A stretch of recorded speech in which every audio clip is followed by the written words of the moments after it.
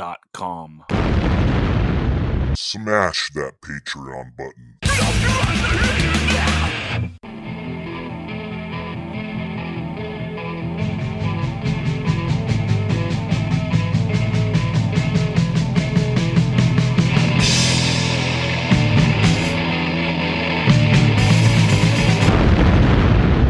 185 miles south, a hardcore punk rock podcast.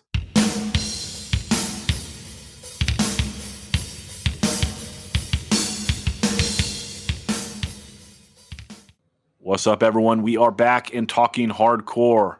Helping out, you know him, you love him. It is the best dressed man of the pod. It is Daniel Sant. What's up, Dan? 3, it's a magic number. Also helping out, 6'2", what you gonna do? It is the mighty Posy Chris. What's up, Chris? 6'2" is a magic number. I love it. Also helping out, rounding us out, the nicest man in hardcore. It is Andy Diehard. What's up, Andy? Hey, how's it going? Got no good rhymes. Dude, so next month, Andy, the Ill Communication LP comes out. I believe it's your first record where you're dropping the F-bomb. How did you turn the corner on that? Did your kids get old enough that you're like, I'm going to cuss now, or what? Yeah, I mean, I cuss at them a lot when they get in trouble, so. And that's a FUCK bomb, not a. Oh, yes. Yes. No, definitely. I don't want people getting the wrong impression here. Of course. People know us, dude. Come on. We say the FUCK. We would never say the other one. I was inspired from you, Zach. You said, fuck it. Yeah, I got a potty mouth on my records. It's kind of embarrassing, but what are you going to do?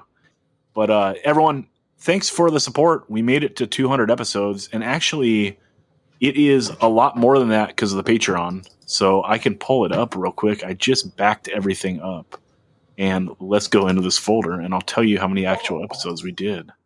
But Dan, 200 episodes. What do you think? An impressive achievement. And it's, I mean, thank you for all the work you do behind the scenes, like the editing and all of this, the stuff that drives you crazy. But God, what an ability to be, extremely plugged into the community this pod provides. I love it. And here's to 200 more. And I know you're going to say, no chance, but hey, let's keep rolling. Yeah. So it looks like in the Patreon, there's been 91 in there. So it's closer to 300, although some of that Patreon stuff's doubled up. And really, that's who we got to say thanks to the most, is the Patrons that have kept this podcast alive. I love every single one of you to a person. And everyone, if you want to help keep the pod alive, smash that Patreon button. You know what's up. Chris, 200 episodes, you want to say anything? I just super impressive. I mean, if I had to guess, I probably would say I've done maybe like 30 of them.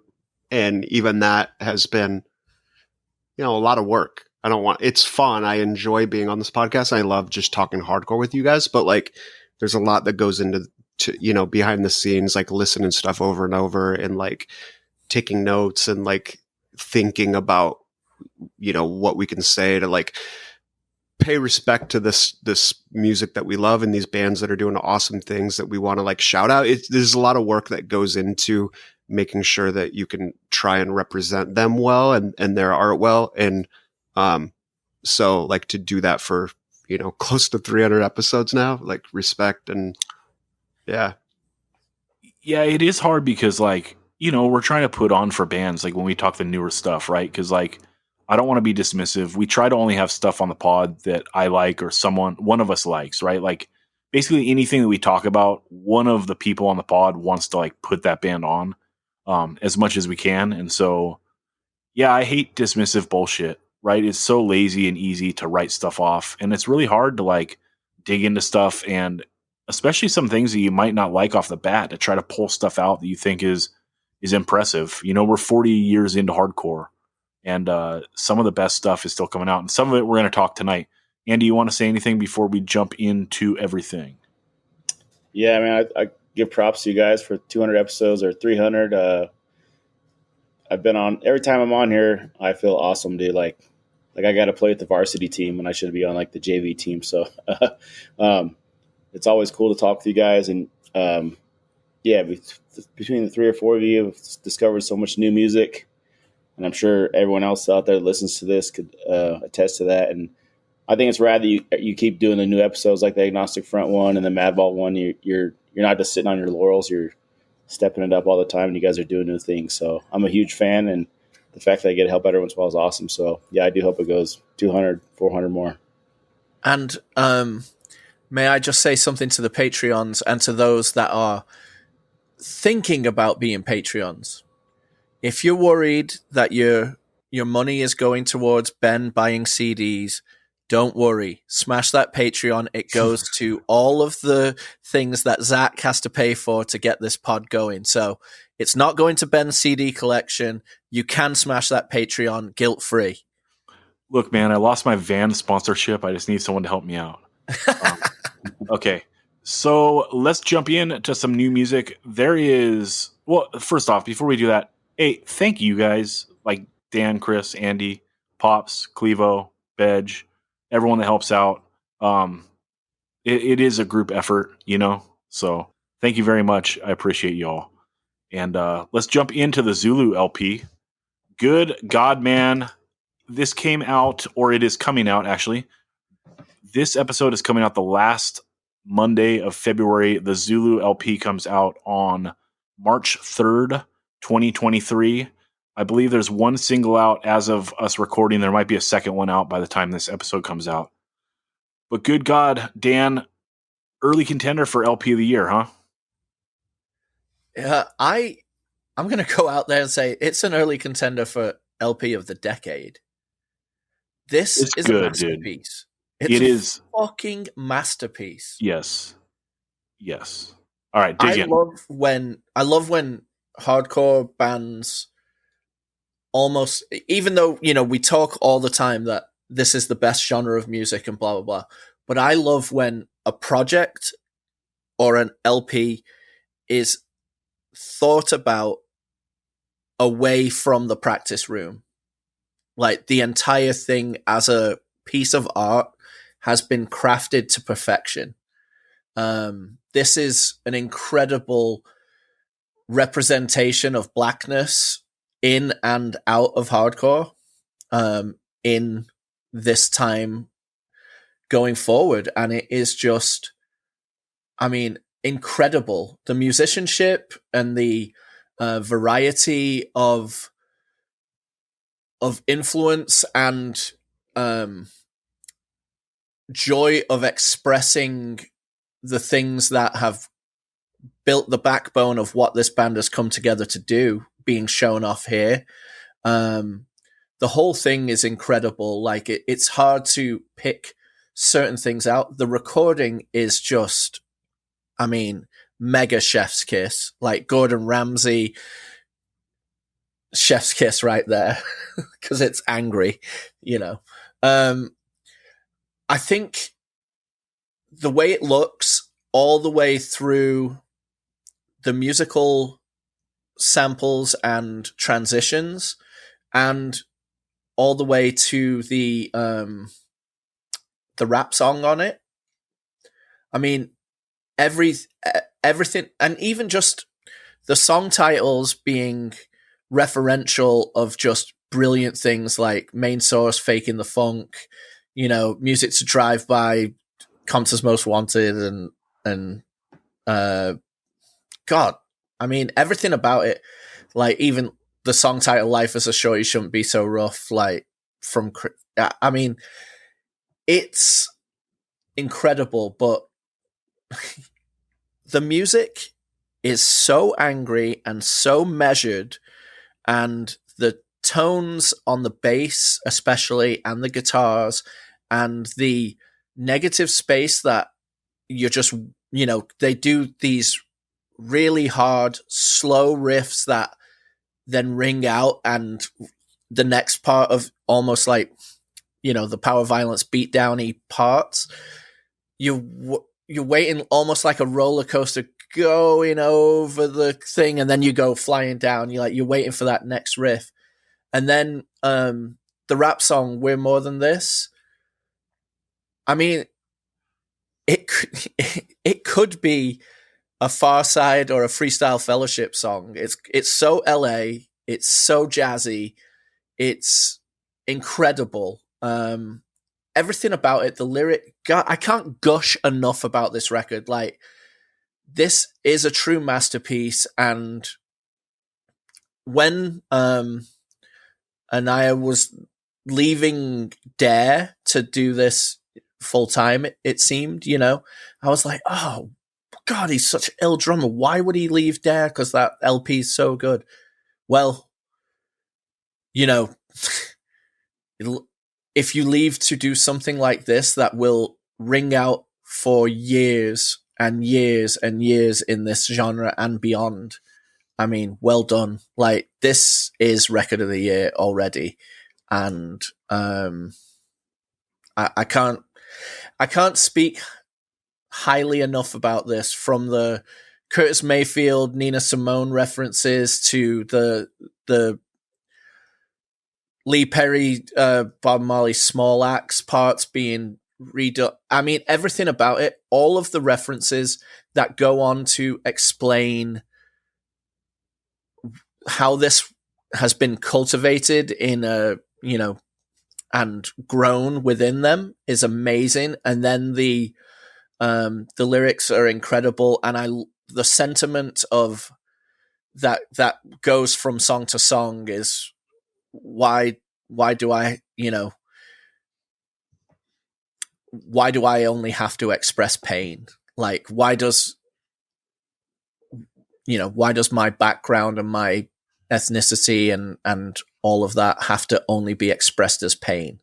Like, I love the cultivation of Black joy in this LP. I think it's incredible. Like, and I think the performances musically are second to none.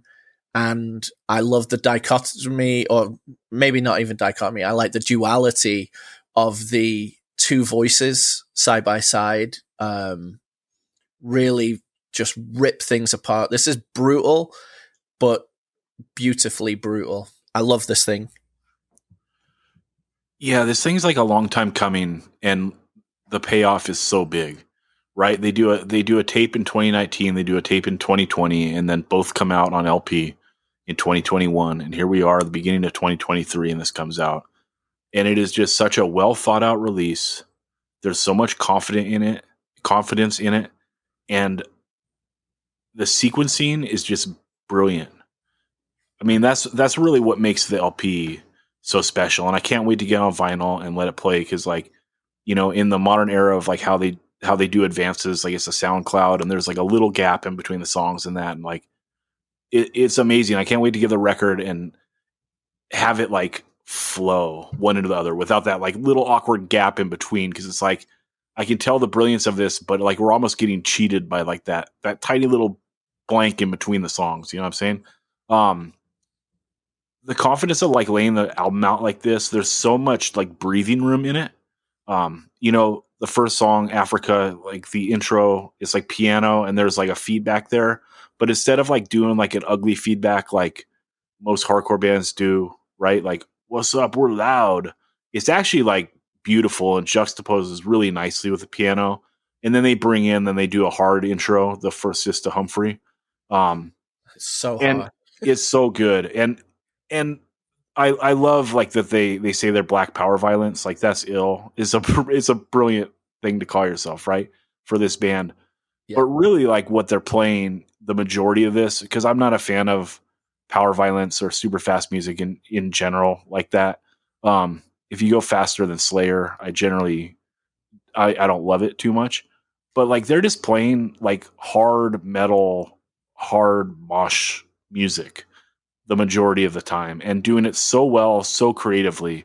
And this album just flows, right? So you have that intro, then you go into that Our Day Is Now, which is like them playing that hard style, big mosh at the end, and then when they do like the back and forth stuff, like that Where I'm From song going back and forth, I know that they're not like trying to sound like early Blood for Blood, like, but I get that, what I mean? Like, and that's my favorite stuff. Like, there is like bands playing like the hard style, but when they do it well and when they know when to get in and out, and like this band does, right? Dan, you referenced the rap song, but it's Yeah. so rad that like the rap song comes out of like that poem with like the piano, right? Unbelievable, So yeah. right, and the poem's great.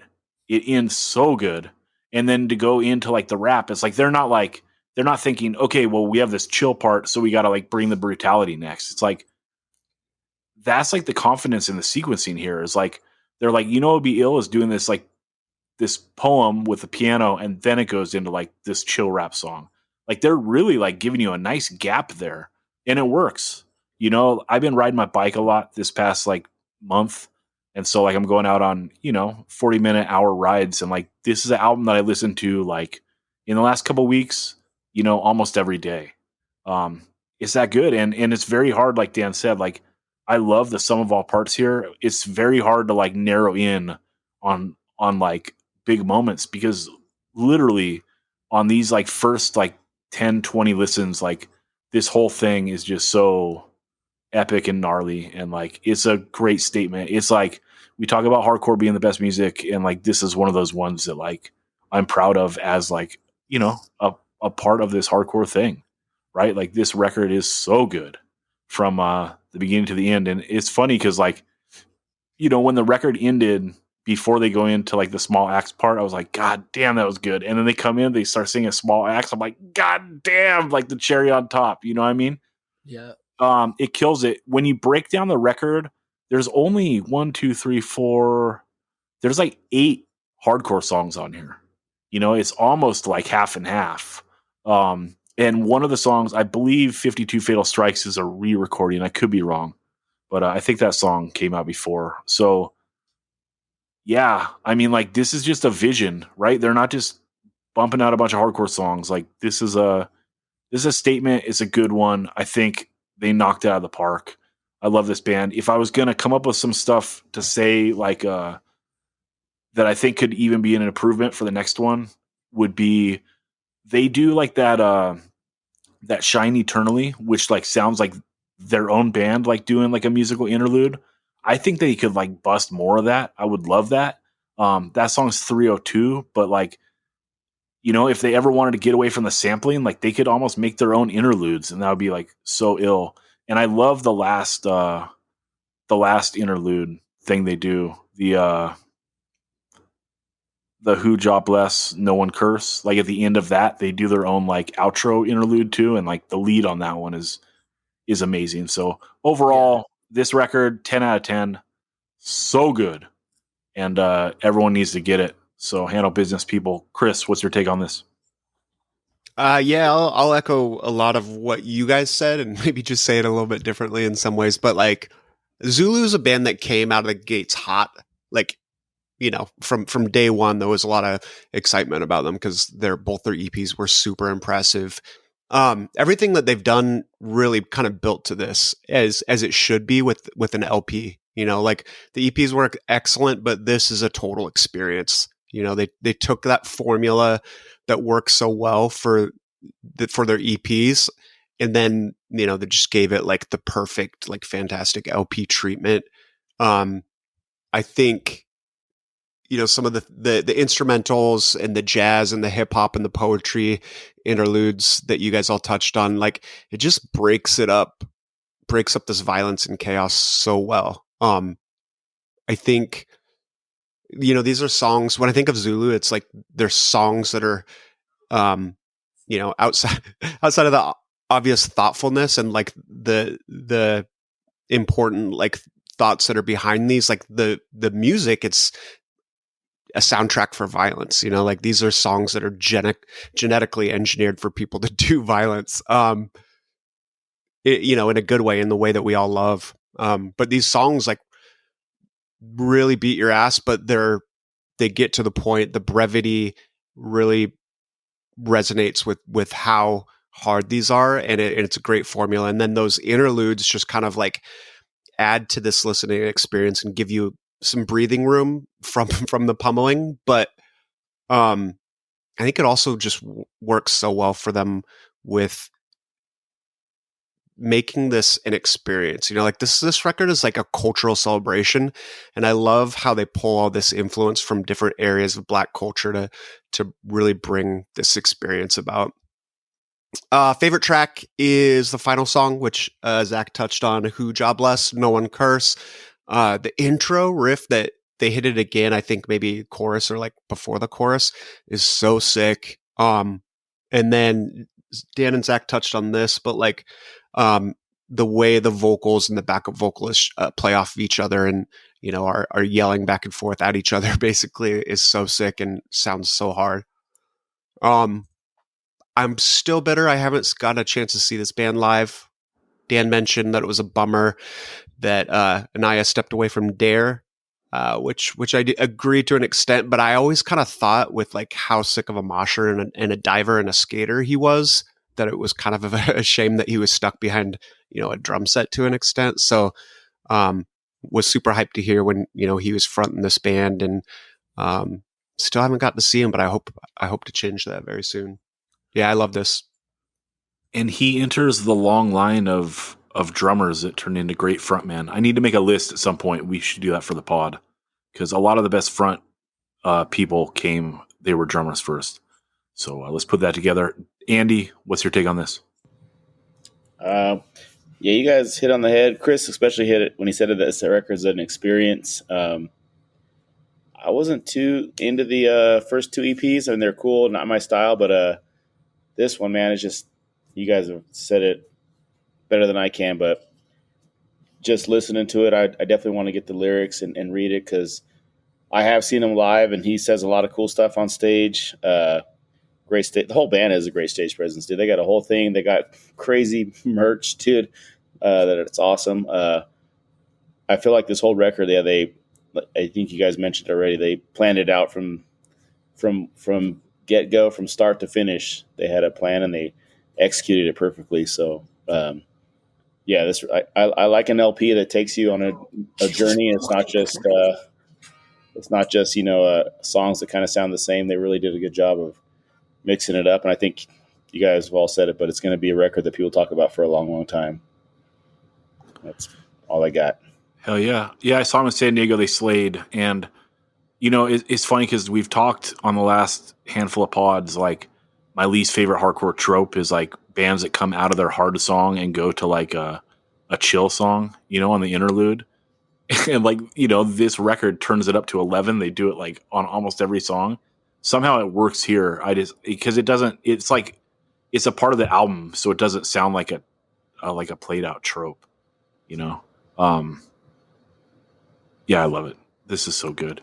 Okay, let's go on and talk another record. Let's talk that Speed Plans LP. This is, other than the Zulu, something that I have not been able to stop listening to. I'm waiting for the record to come in the mail. This is Speed Plans.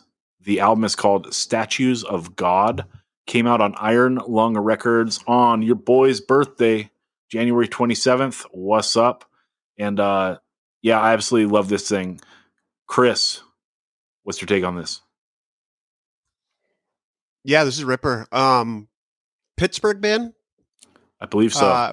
When I looked it up and saw they're from Pittsburgh, it didn't surprise me, just because Pittsburgh kind of has a good, at least recent-ish history of fast, pissed off, raw, mean hardcore, and this certainly carries in that tradition.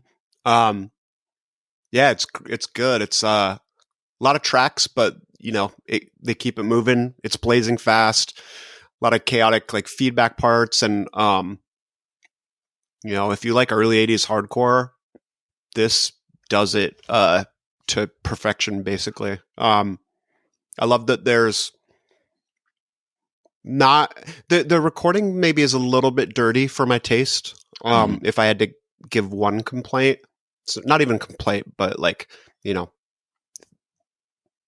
minor critique is the production and the tone is a little bit dirty. Probably a production choice, you know, based on the style, but I love that they don't really put any distortion on the vocals. which is a common trope for a lot of bands that do this style. And then the guitar tone is really cool. Despite like kind of the dirtiness over it, it has a real legit kind of early 80s that guitar tone that kind of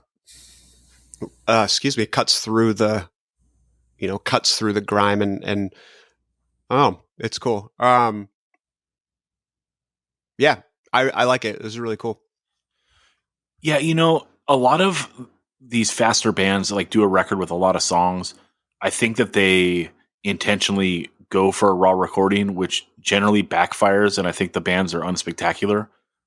You know, they sound like a band that just puts out a lot of songs, you know, and don't really care about the craft. And this band, for some reason, it resonates with me so much. The recording is obviously intentional. They're going for something raw, but it just works. Like they really harnessed like that, like first wave hardcore fury, like sound here. And I think what makes it special is like there's standout moments on every song. I'll get into that in a second. If I was to describe it to the band, I would say it's somewhere between like the fast negative effects songs, like the fast deep wound songs, like those SSD like blazers, you know, when they're not getting rhythmic, they're just like going for it.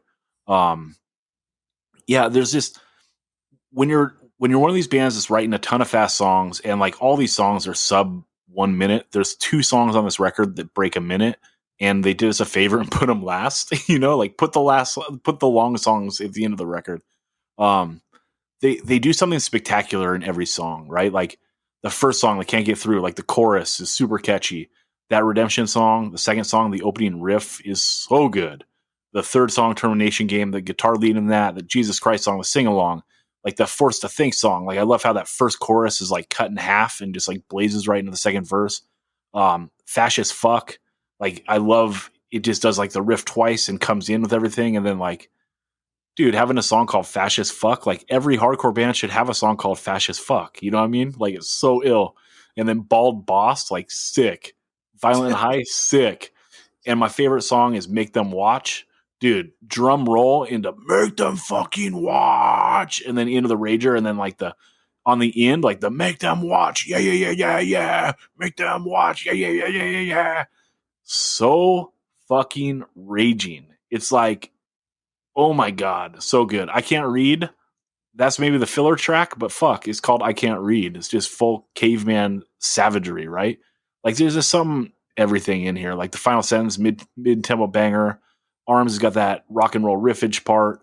Freak Flag, again, super catchy. Freak Flag, fly. So good.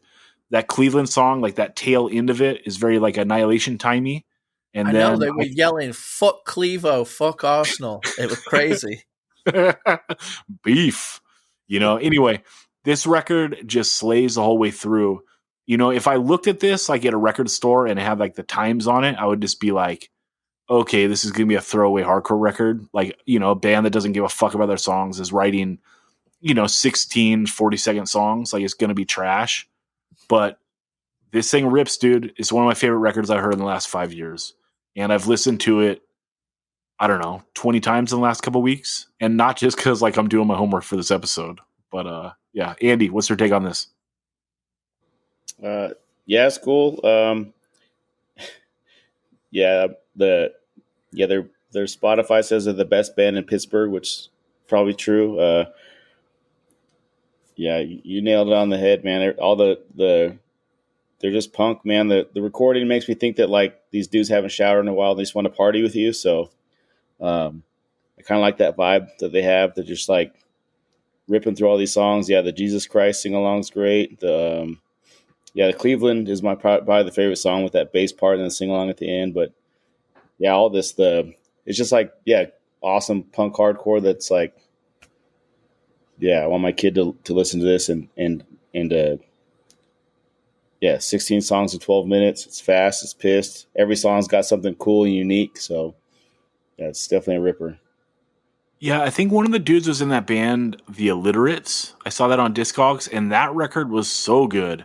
It sounded like Youth Today, you know, except like I think I don't like the band name and the art like didn't match. Like if it looked like a Youth Today record, it probably would have been one of my favorite records of that year, you know. But it's funny like that, right? Like when something sounds like that, I want it to look like that. And that's like a knock on me, not on them, right? Because, if you strip away all the imagery and the message from Youth of Today, like it's a killer hardcore punk record. You know what I'm saying? Yeah. So, Dan, what's your take on this? Yeah, this thing absolutely blazes. It's funny, the songs are very short, but you don't notice that they're that short. You just view them as well-crafted hardcore songs. It sounds like very... Oh, Reggie's raging right now. It sounds like Negative Approach meets Negative Effects, like it's angry, it's pissed. Doesn't have as much of the slowdown parts that like Negative Approach would have on a couple songs, but it's just got that anger though. Like it's very angry, and it is. I mean, this is hardcore. Like it really is the synthesis of what it is. Like you want to talk about that stuff that comes right out the gate, first wave. I mean, this is not aping a style. This is driving the style forward. It's fucking great. Hell yeah. All right, let's go on to Major Pain. Major Pain put out it's the promo 2023. It's a lathe cut 7-inch. Came out on Indecision Records February 24th of this year. Dude, we talked to their demo on episode 185, and I love that thing. It's one of my favorite demos of last year. And yeah, 2 new songs. Dan, what's your take on this? Well, that demo got all around great reviews when we were talking it on the thing, but what a glow up even from there these songs are. Like this sounds amazing. Like it's recorded so well. The first song, it sounds like almost like they're channeling The Promise a little bit there. It's so good. The vocalist kills it. Like his voice is so good. And then the second song gives you a bit more of that. It's not crossover at all, but it has a little wink in that direction. Like it just channels a little bit of that, like, all right, we're going to shred, but it's still straightforward. Like as people have been known to say on this pod, ass beater hardcore, it's giving you a bit of Hatebreed. It's giving you a bit of like, just a little bit of everything that makes you want to pit. This is a fucking great release. So glad, can't wait to see him on Indecision 30. And this is just, pick this up if there are any left. Yeah, I think this is like dyed in the wool, like 1989 New York hardcore. Modern take obviously on it. So maybe you want to compare it to that band Combust. Now it sounds a little bit like that, but like they're really here doing their own thing because the singer has such a spectacular voice. It's just one of those dudes that's gifted with a great voice, right? Like we all can sing hardcore and try to do our best, but like there's some people that are just like born with it, right? So here it is. This dude's voice rules. The first song, Reality, it's only 1:30 and they just really pack a ton in here. There's like a fast part. There's a bounce part. There's that little like nifty tech guitar bridge, which is probably what gave Dan the Promise vibes.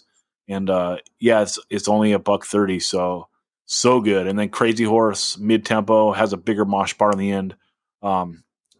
They go to the ride in like one little part there, and it kind of reminds me of Marauder. So that's sick. That's like a kind of a cool direction this band went in. I can't wait. I want to hear 6-8 song EP, maybe a 10 song 12-inch. I don't know. This is a band that I'm really excited for. I wish that they could get locked in a room for a couple months and only listen to Brightside and Master Killer and like see what came out the other end, and obviously you don't hear a little bit of Hatebreed in there. Of course, because everything that's post 1997 has a little bit of Hatebreed in it, or you're lying. Even Speed Plans is like, dude, we kind of gotta like get a little bit of Hatebreed in here. What's up? But yeah, this is one of the bands I'm the most excited about. I wish, like I said, just listen to Brightside Master Killer over and over. Give me an LP. And obviously you can listen to other stuff, but it's like when they say you go out drinking, like have a glass of water in between every cocktail. So maybe like every other record you listen to, have it be Brightside or Master Killer. Listen to whatever you want, but in between every record you want to listen to, it's got to be one of those two. And then give me an LP, and it's probably going to be my favorite LP of the last 10 years. So who knows? Chris, what's your take on this? I really like this a lot. When a band puts out a really cool demo, you always like it to be awesome, but like leave a little bit of room for them to step it up. And they didn't leave much room because that was a great demo, but I feel like this really does take it to the next level. We went on and on about how incredible the Zulu record is. And it definitely is. But as far as like personal preference, this is probably my favorite thing that we're talking about today. It scratches an itch that I love. It's just mean, moshy, heavy hardcore, but without really dabbling in metal. I mean, Zach and Dan both touched on a little bit of metal, but it's not, I don't know, there's hints without really leaning too hard into it, which I love. I would say it's more in the realm of like Madball, definitely some Killing Time, but maybe some of their more like just hard, mean songs versus like some of the rock stuff. But there is like, without touching like mosh metal at all, there's like a bit of like a Camaro rock attitude to it that works really well. Only 2 tracks, but like, two of my favorite tracks of the year so far. I think, like Dan said, I can't wait to see him at Indecision 30. This sounds awesome. Great record. If you love the demo, if you like the demo, you're going to straight up love this. I felt like the vocals were just a teeny bit low on the mix in the demo. And maybe like a little bit too much reverb. Not to the point of where it made it any less awesome, but like, and I didn't even really notice it until I listened to it back to back with this one, because on this, they're just perfect. Like they're perfect. It's a perfect level in the mix. They sound so crisp and clear. Like they're not overly echoey or anything like that. And they just sound so hard. Like Zach, you guys both touch on this, but like the vocals, the vocalist of this band has an awesome voice, and he really belts it out. So yeah, I love this. If this band doesn't blow up, there's no hope for this world. I saw him in National City maybe a month or two ago, and they were awesome too. So deliver on record, deliver live. Great band. Andy, what's your take on this? Yeah, I love this. I told you before when you sent it to me.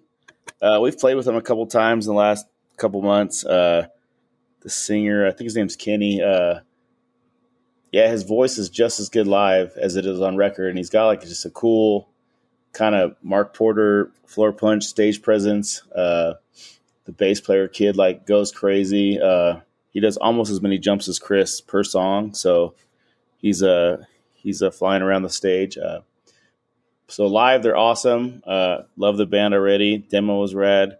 These songs are great. Like Chris said, it's my favorite thing of this that we're going to talk about today. Yeah, his voice is just so awesome. And the music, yeah, it's that straightforward New York style. You guys hit on all the good points of the songs being moshy. And the first song has, that little, I guess it is like The Promise. I couldn't figure it out until Dan said it, but that little techie melodic part was really rad. Yeah, and my favorite part is when he like does his like yow. He does like a yell. I think he does a couple times in that Crazy Horse song, and like gets me psyched. Like I want to mosh when I hear that and smash into people. So yeah, I love it. Hell yeah. All right, let's go on to the Human Resources demo. This came out on January 23rd, 2023. And I do not know if Dan, do they do physical tapes yet? I think they're close. Okay. There might be tapes out by the time this episode airs. but it's on Spotify and all that. Dan, what is your take on this? This is fucking. I mean, it's so crazy to be talking all these great things one after the other, but this is really fucking great hardcore. This is mean, strong hardcore. Sounds like, God, it's like, it's coming from that school of like new wave of British hardcore, which is channeling old hardcore, which is, I mean, everything's referential of everything if you get down to it, I suppose. But this is definitely got some strong infest influence without it being like that. Do you know what I mean? There's elements of it, but it's just held at arm's length, and it is more. It has the meanness of like a infest or like a thing that would be power violence, or maybe even like a coke bust, without ever going to like a blast beat thing. Yeah, and cherishing the way that traditional hardcore like is formulated in a way. So it's like leaning very heavily towards what we said, but not going that route in the song construction. So it's more like they're in vibe. And now the thing I really love about it as well is I think the artwork is incredible. So rad, like done by Mark McCoy of Charles Bronson, but it just looks so rad. It's like a hellish office, they're channeling the name Human Resources. I really am psyched on this band, and I cannot wait to hear more from them. But you get a lot in this first like foray. There's 8 songs. I think my high point on the demo or cassette release, whatever these things are these days, my high point on it is the mosh part on Ungovernable. Oh my God, that's so fucking ill.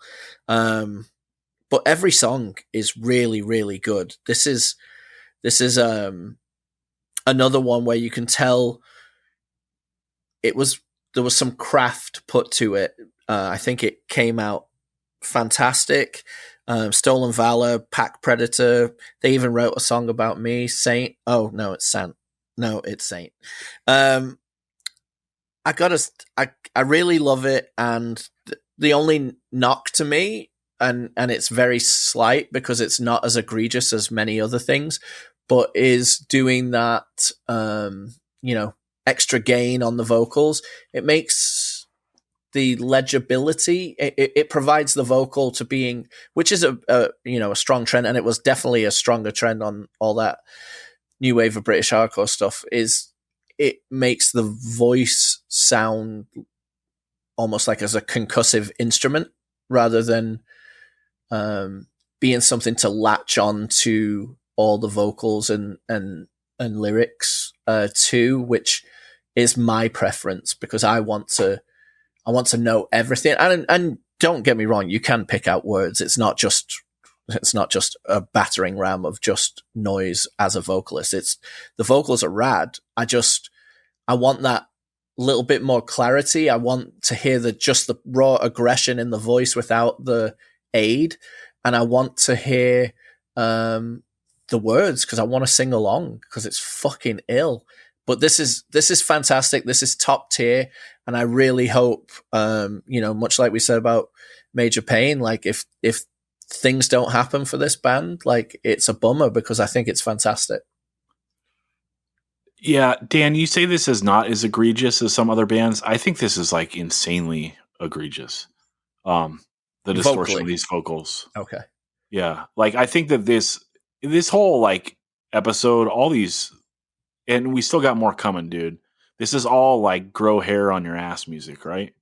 Like, in all these bands, they're bringing the heat. I don't know what that genre means. Well, that's what I feel when I listen to Human Resources. It's great. The songs are crafted great.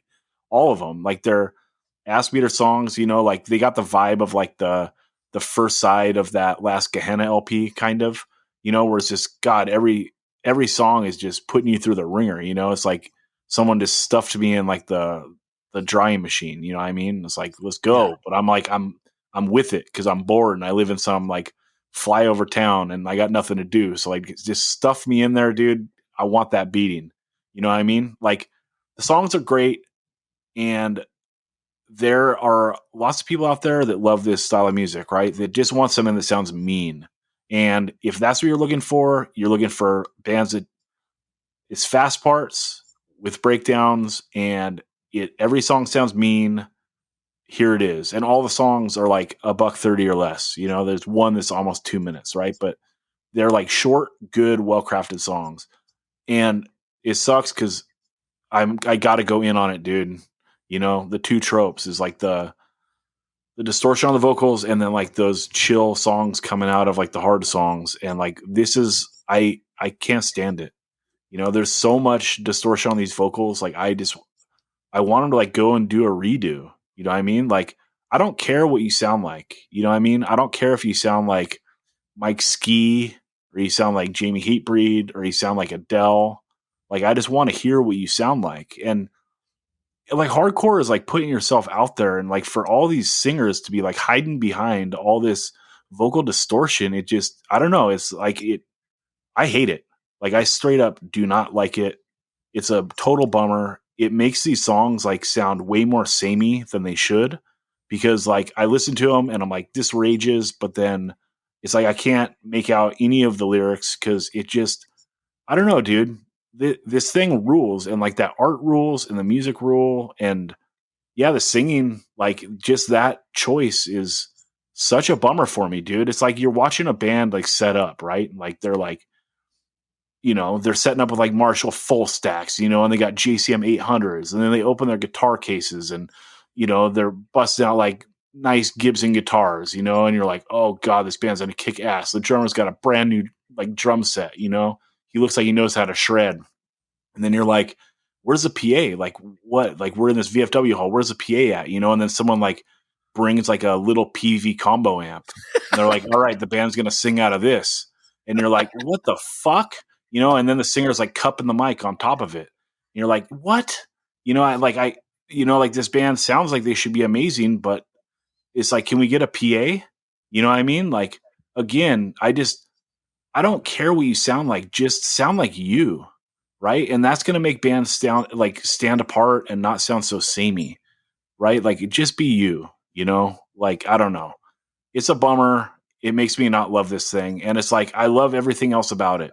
So I want, V.2, like get in there, pull off the distortion on the vocals. And that's what's up. Then you got like an amazing release. What, Dan? Which do you prefer, vocal distortion or social distortion? Dude, at this point, I'll listen to Sick Boy 10 times in a row, then listen to another hardcore band that has vocal distortion. It's just like I'm at my wit's end on this trope. I can't stand it anymore. And I apologize. I love you all. And this demo rips. And again, there's people that just want to listen to like mean sounding hardcore, and like this is going to be right in the lane for you. But pull that distortion off the vocals and let's redo this. Chris, what's your take on this? I like it. It's ripping. I do have although not quite as strong a take as Zach had, as Zach brought, the one minor critique is the vocals are a little bit fuzzy. But I totally agree. Like this is really good, fast, pissed off hardcore. It's cool to see, more fast hardcore come out of the ashes of Headcount, because really bummed that band broke up. And this doesn't sound like Headcount at all. They're certainly going for like a different style, but they do it really well. And honestly, this is probably a style that has a little bit more steam in hardcore right now. Like I could see them fitting in on a bill with a band like, I don't know, like Rob Reed or like Spy maybe. And there's certainly an audience for those types of bands. And I think that, if they're good live, which I hope they are, head count always was killer live. So hopefully this band is killer. Have any of you guys seen them yet? I have not. They sound No. like they'd be sick live. Like, I don't know. I That's think they've only played one show so far. cool. Yeah, I really like it. I do agree the vocals are a little bit fuzzy, which makes, like Dan said, like I can hear what the vocals are, or sorry, what it's like some of the lyrics are, but they don't like cut through as much, I think, because of that effect. But yeah, I like it. We were supposed to play their first show. Change was, unfortunately, they weren't able to play, so I didn't get to see them, but I hope I get to see them soon. Hell yeah. Andy, what's your take on this? It's cool. I'm on the same page with the vocals. I just want to be able to hear what they're saying, and I'm old. I got old ears, but I think the band's aggro, dude, like almost makes me uncomfortable. If I listen to it, like it doesn't put me in a good mood. It puts me in a mood to like smash rocks in the backyard or whatever. So, which is awesome. Yeah, like Chris Throw said, rocks at trains. Yeah, we can do that here in Tehachapi. Yeah, so I'd like, it's pissed off, it's angry. Like I definitely dig what they got going, and live they'd probably be very intense. There'd be a lot of circle pitting, some chains being swung around. It's cool, but I would like to be able to hear the lyrics a little bit more, but I dig it, and it's aggro, so definitely puts me in an aggro mood. Dan, you love that UK band Rat Cage. They'd fit in like well with them. Yeah. And that Australian band Primitive Blast. Yes. They would, I mean, it's the stuff I really love, but I absolutely love this recording, so I don't want it to sound like we're all down on this. We're just striving for that one step further, and lots of people can be listening to this and go, okay, boomer times 4. Like, right. I love that vocal distortion, and I hate these motherfucking bands that aren't using it. Yeah. So, yeah. It's just when it's like one thing, and I'll stop because I went in way too hard, obviously, but remember when we did that Rest Easy LP, and it's like, why do they not have a lead on any of these songs? You know what I mean? And it's like, the record would be like so perfect if they just went back and like, can you just go tuck in 5 guitar leads? You know, like, you don't got to redo anything else. Just put some more leads in here. You know, like, that's it. All you got to do is hit that remix, dude. You know, you can even do an LP with like this on one side and the remix with the no vocal distortion on the other side, dude. We'll do the ultimate side A, side B. 185. I love it. Pressing. Chris, sorry. One thing I do. What's that? I said sorry to jump in on you. Go ahead. No, one thing I do want to add about the vocals, because I don't want it to sound like we're just saying this band rules, so they need a new singer. Because that's not the case at all. I think like his vocal cadence is awesome, and like the lyrics sound really cool, and like this feels like just fight music with like, but not like Zulu, like a different kind of fight music. Like I like Andy when he was talking about people with chains. That's like totally, or like skinheads smashing through a brick wall or something. But I think the vocal performance is awesome. I think it's just the effect is not my favorite. Yeah, the rhythm patterns and the vocal placement is all great. Like, this dude is singing great. That's the thing. Like, just, get that knob down to 1. Anyway, that's all. Everyone check it out. It is on the playlist, and now it's a good time to say 185milessouth.com. Click that playlist link at the top of the page and check out the music that we are talking about, because that is what it's all about. All right, let's jump into the Entrapment EP, Temper's Flare. This is the 3rd release this band has done. They are an Aussie band. I had it up, like what part of Aussie they're from, and I don't have Brisbane, I think, or just Yes. outside of Brisbane. Yes. So this is super cool. One of the dudes is a listener, hit me up, said check this out, and I love that because, dude, there's like 2 types of people, right, that I'm guaranteed to like. One is Retaliate fans, and the other is 185 Miles South listeners. So if you're in one of those columns, I love you. What's up? Dan, what's your take on this? This is ill. Like, this is aggressive, like just vibey hardcore. It's got like some groove, got some like personality, big time personality. It's got I don't know, the lyrics, because what's you can hear everything pretty cool. The the singer is got a sick voice, and the one thing that this band has done that a lot of hardcore bands don't do is that you can read their lyrics on Spotify, which is awesome. Because a lot of the time people don't. You have to do it yourself, right? You have to go in and type it up, or is it some AI thing these days? Yeah, no. It's a pain because I did it for all the Retaliate stuff. Yeah, you got to do an artist account, and you got to confirm your account, and then you go in and you got to type them all out, and then not only that, then you have to like go through it and like you hit a button every time like a new line starts, so it knows when to move. Yeah. So it is kind of a time-consuming process. But shout out to them. I mean, that's what's up, right? You love your band. Like, if you're going to put out a record, you're not just going to, like, put it in a dust sleeve and sell them. You know what I mean? You do the whole thing. So, like, now we're living in this world where the majority of music never exists outside of, like, the digital. So you might as well go all the way and, like, put your lyrics on the digital platforms, right? Like, it's a giant part of hardcore. Especially, as remote and long drive driven that the country of Australia can be, it's essential to do this so other people elsewhere can hear your stuff. It's fantastic. I love the song every single time.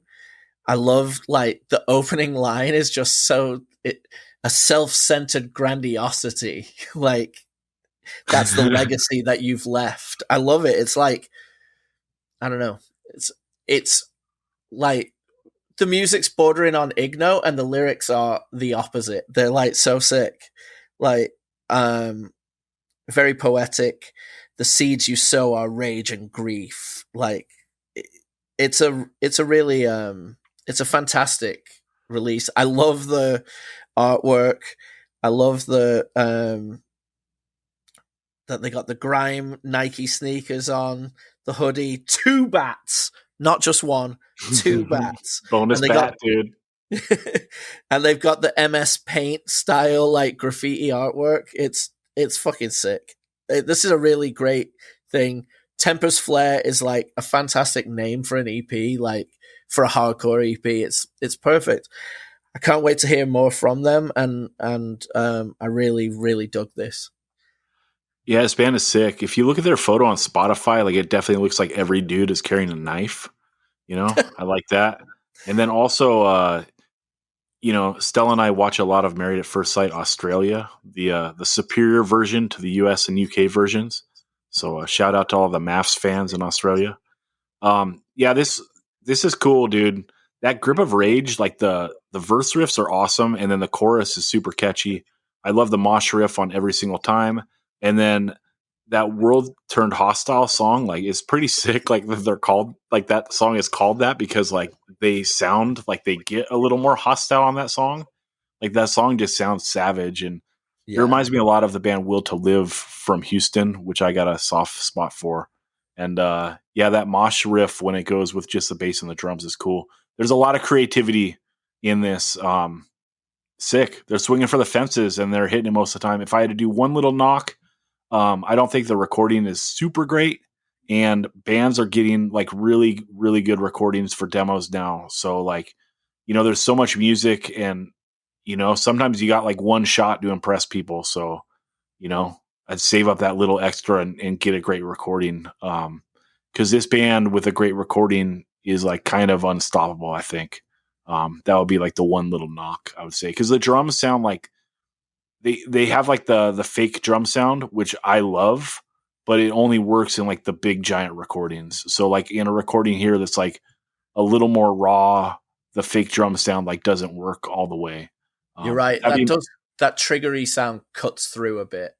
Yeah, that would be like the one minor knock, but otherwise, like Dan said, there's a lot of personality in this, and like really, that's like number one in hardcore, right? Like, what makes your band stand out? Is there a moment in each song that like is memorable? Yeah, there is. So this band they're rad. Andy, what's your take on this? Yeah, it's cool.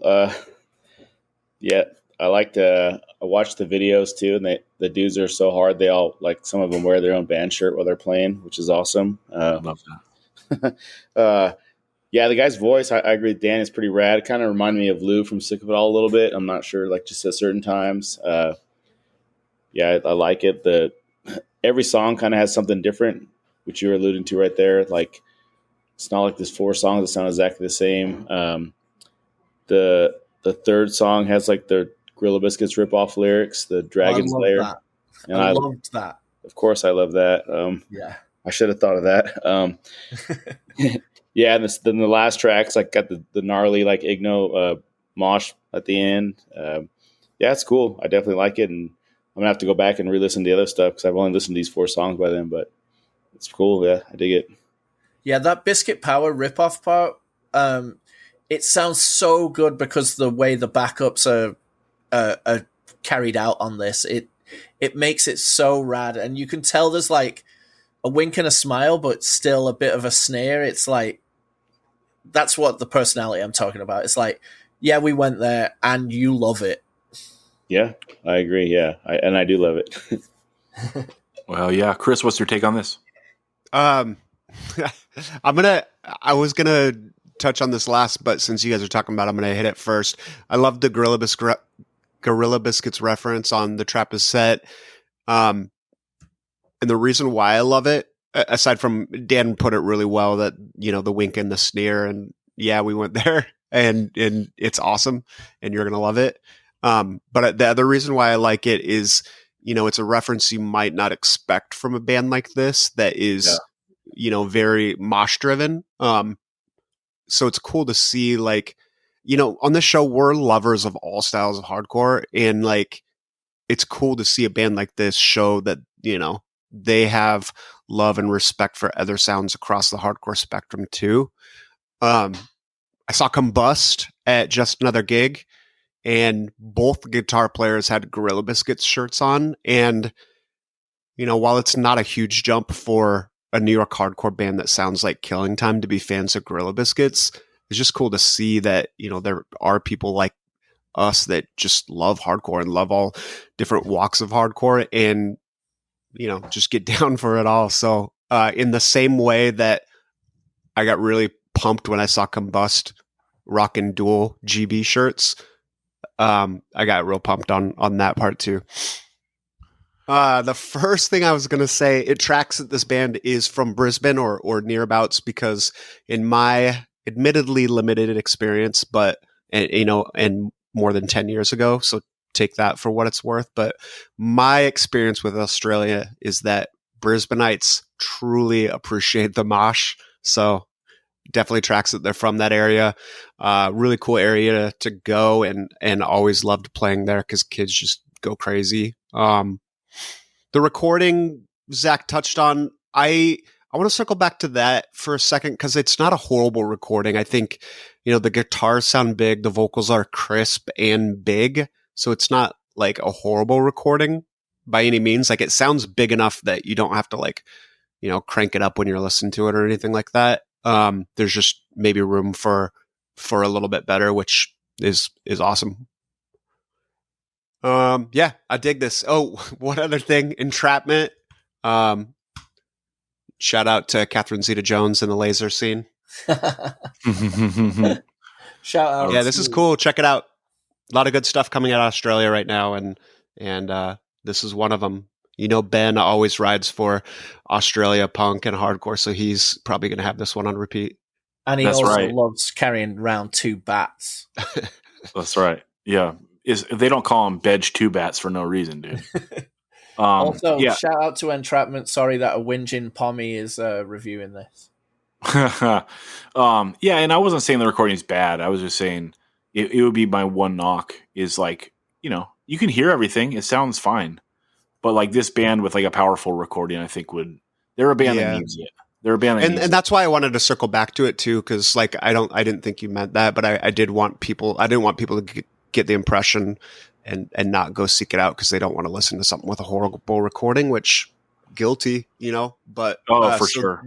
This is definitely not that. So don't, go listen to it and just, you'll see it's really good. And there's room for whatever they do next to be even better. Hell yeah. Okay. Let's wrap this up on what might be split 7-inch of the year already. We got album of the year contenders, and now maybe we got a split of the year contender. Firestarter Madhouse split 7-inch came out January of 2023 on Extinction Burst and Advanced Perspective, a split release. Dude, this thing rips. Dan, what's your take on it? Yeah, this thing fucking slays, right? I mean, if I'm gonna have to choose one of the sides, I'm going Firestarter. I mean, this sounds like, it could be on Crucial Response, and that is high praise if you know me.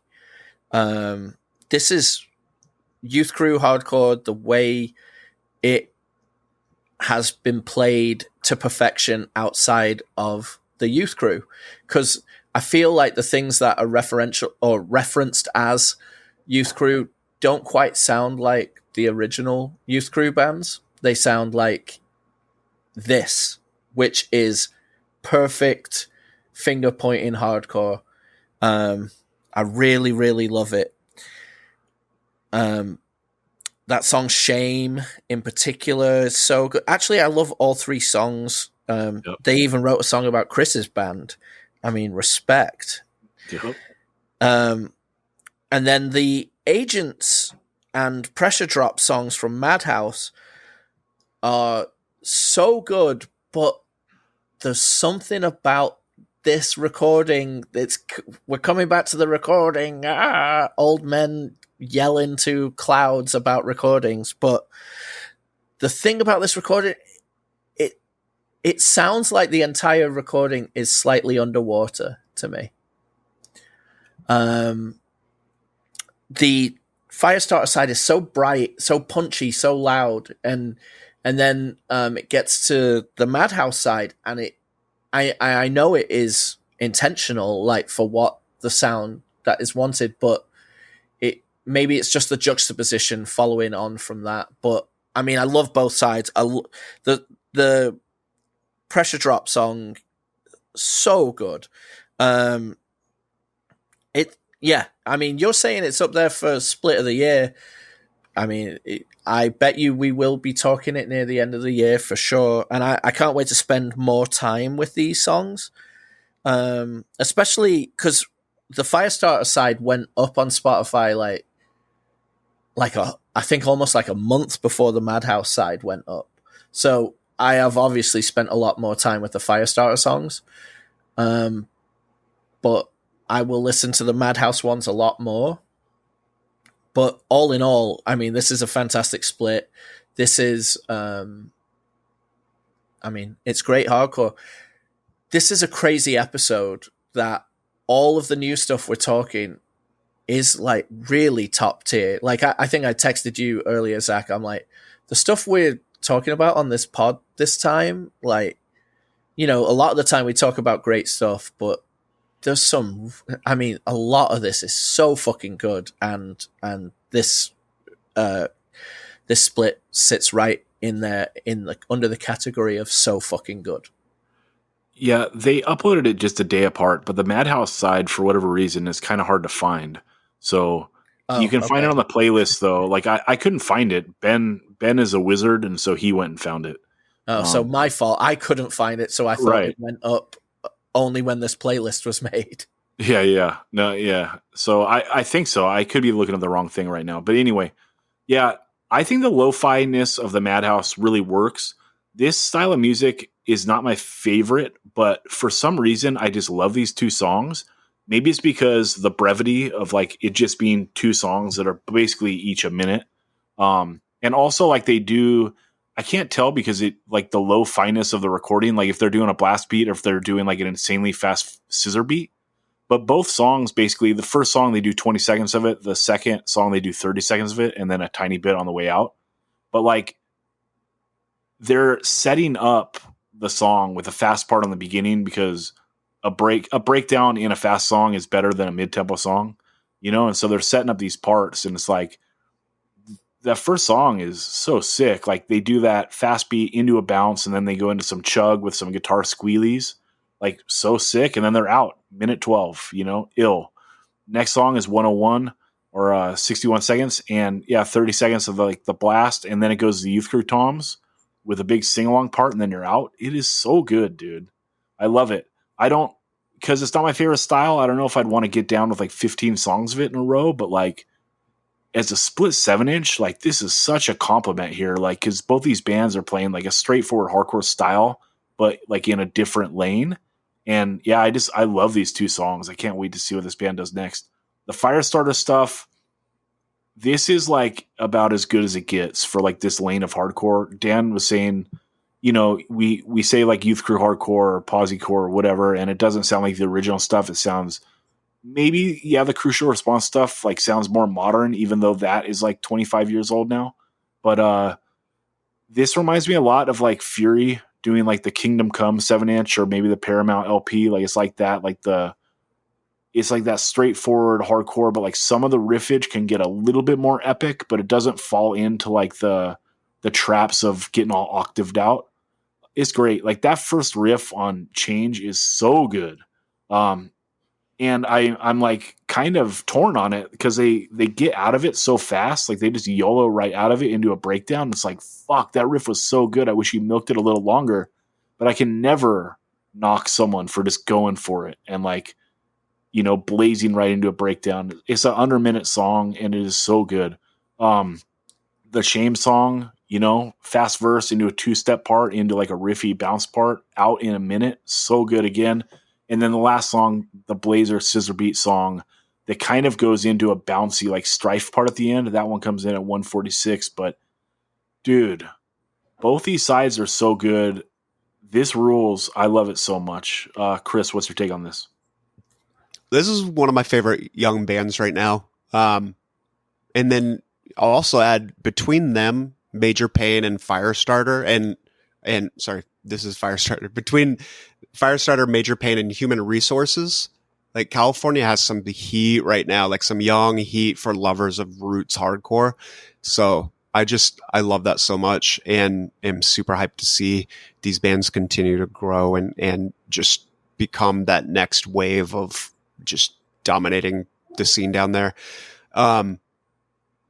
I love this, like the Major Pain record. This is a step up from everything that they've done previously. Like they've done a few different demos and each one has been like a little bit better. And this just continues that trend.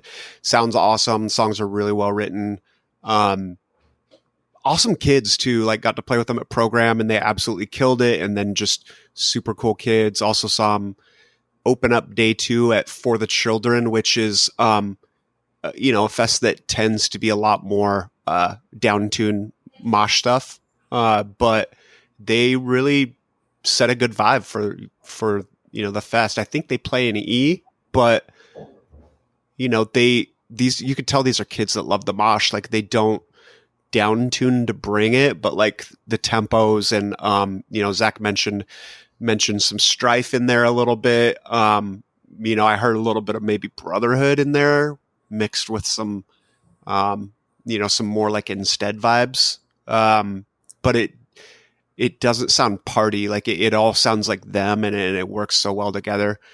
This is really sick and I'm really psyched on this. If you're in the Southern California area and you have a chance to see them, go see them. If you have a chance to see them in Orange County specifically, I saw them at Program and just seeing them there and, the vibe that they brought was so sick and, what a killer band. I'm super psyched to see them continue to thrive. Madhouse, another one. I think both of these, both sides, both bands are drawing from a lot of old but then have some new influence. But they sound completely different. Like this is blazing fast hardcore, like a lot of like chaotic feedback parts. Like some of it reminds me of almost like, I don't know, like 97A maybe, but then where they get a little bit more modern is like 97A would never do like a bouncy beat, right? And so that's kind of a cool, a cool play off of that.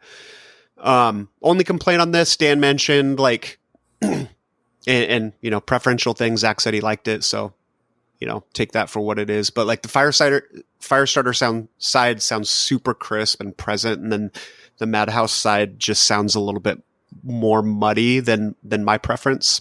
But again, stylistic, cool band. When they mentioned that the Firestarter songs were available earlier, and the Madhouse side wasn't available, or I couldn't find it. I instead went and watched a couple of videos of them playing live, and they had a really cool energy live. Like the vocalist has a lot of energy, like moving, like getting the crowd whipping. And I think that's something that, I don't know if this is just me, but it seems like I've seen way too many bands lately where the singer looks bored. And like, I don't know. If your vocalist looks bored, like how is the crowd going to get excited? I don't think you need to be like Sammy from Drain, who's the ultimate like hype man, but like hardcore's fun. And I don't know, if a vocalist looks bored, it just kills the vibe. So super psyched to see that this band has a lot of really good energy. Looks like the Madhouse side came out actually a week on Spotify before the Firestarter side. So how's that? That's funny. Yeah. All right. Maybe get some SEO. That's right. To a singer that never looks bored, Andy, what's your take on this? Yeah, I'll start with the Madhouse side. It's cool. Like you said, Zach, 2 songs that are short, to the point, that the little guitar lead, the squealy part was rad. Again, not my favorite style either, the power violency. But yeah, the second song has that like sing along at the end that I feel like that'd be super fun live. But I definitely liked the Firestarter side more. Seen them a couple times lately. We got to play with them at Chain Reaction. Super awesome. Like Chris was saying, in Orange County, like a bunch of their homies are out there singing along for them. Those dudes are at all the shows singing along to all the bands, which is always awesome, and they're every output that they've put out has been better than the next. And I really like these 3 songs, that updated youth crew kind of style, which is like my thing. I love it. My favorite was the Lost in Time song. It kind of has a cool hardcore talking part kind of style. Yeah, you guys pretty much nailed it on the head with all of it. They kind of remind me of Whatever It Takes. Some of their, like, the way that they have some transitions in their music, but maybe that's just me overthinking something. But I definitely like the Firestarter, and yeah, it's cool, and I definitely look forward to hearing from more from them, and they hope they keep getting better and better. Hell yeah. Everyone, 185milessouth.com. Click that playlist link and check out the songs. That's what's up. But you know what? There's things called fun facts and then unfun facts. Fun facts and then unfun facts.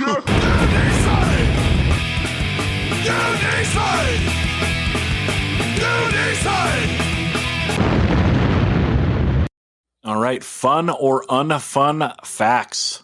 We got the answer, dudes. Got Patty from D4. He is going to tell us how Squirrel got his nickname. And I think we guessed it before on an older episode, maybe when we did side A, side B on the Billingsgate 7-inch. But any guesses on how Squirrel got his nickname? I'm still holding on to the fact I believe Squirrel is a nut aficionado, a man who loves a legume or a tree nut.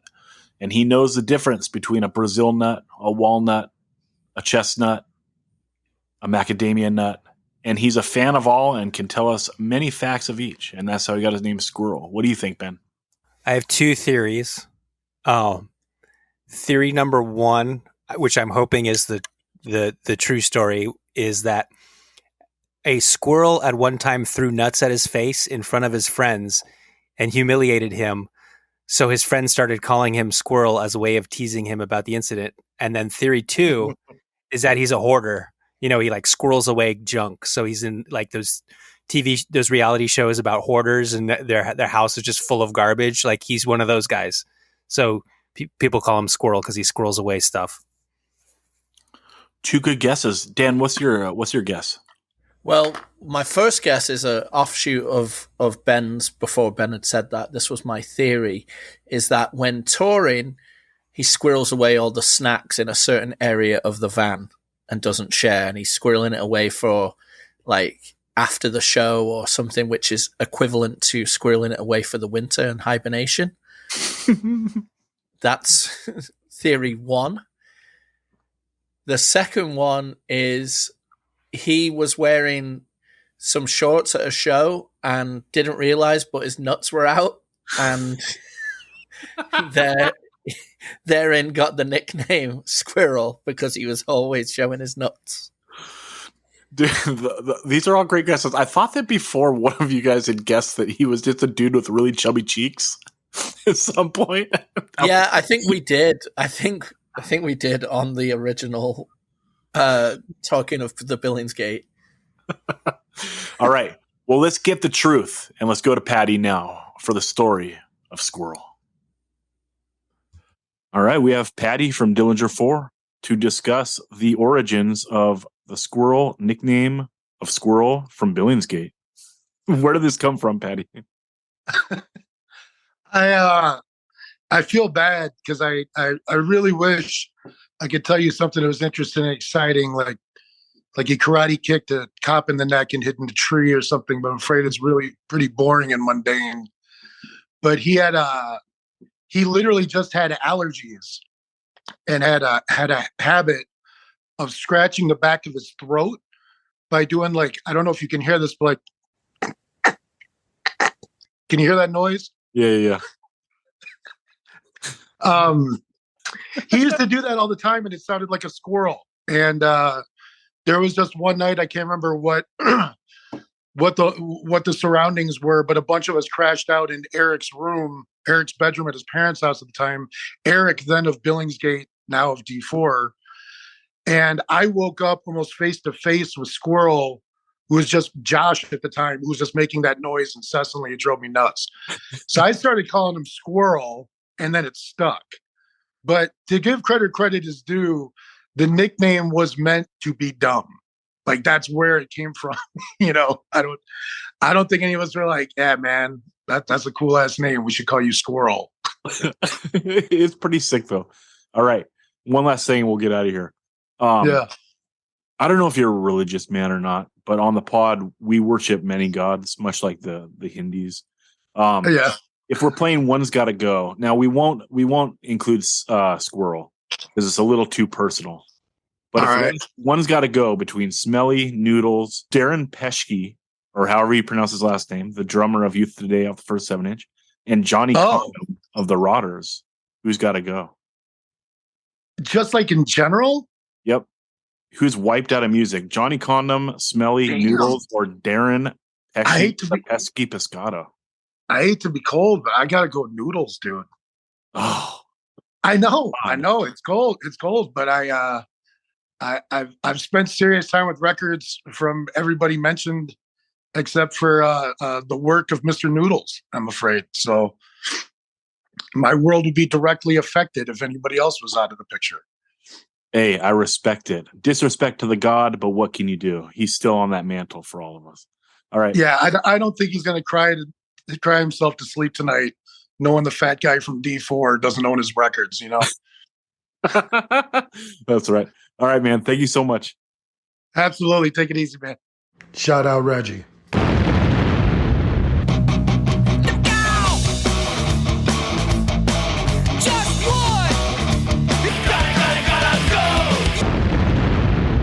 What's up, everyone? We are going to do a One's Gotta Go on the first 4 Madball LPs. Helping out, it is Richie Crutch. What's up, Richie? What's up, buddy? How you doing? What up? Also helping out, Joe Hardcore. What's up, Joe? What's up, Zach? Thanks for having us back. Yeah, man. Dude, this run from Madball, these first 4 LPs, is the greatest run in hardcore. And there's other bands I think that have done like 4 great records in a row, but like they're bands that like have melody. You know, like maybe the first 4 Ramones LPs, that Bad Religion run, Suffer Through Generator.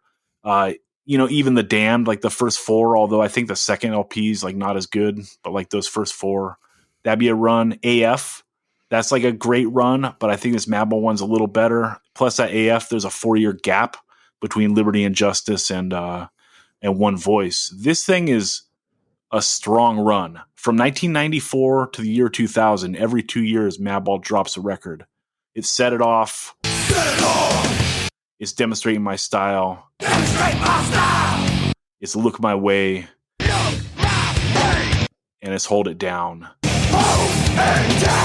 And yeah, we're going to do the very hard task of losing one of these, which is brutal. Richie, what's your take on this run? Yeah, it's an incredible run. I agree.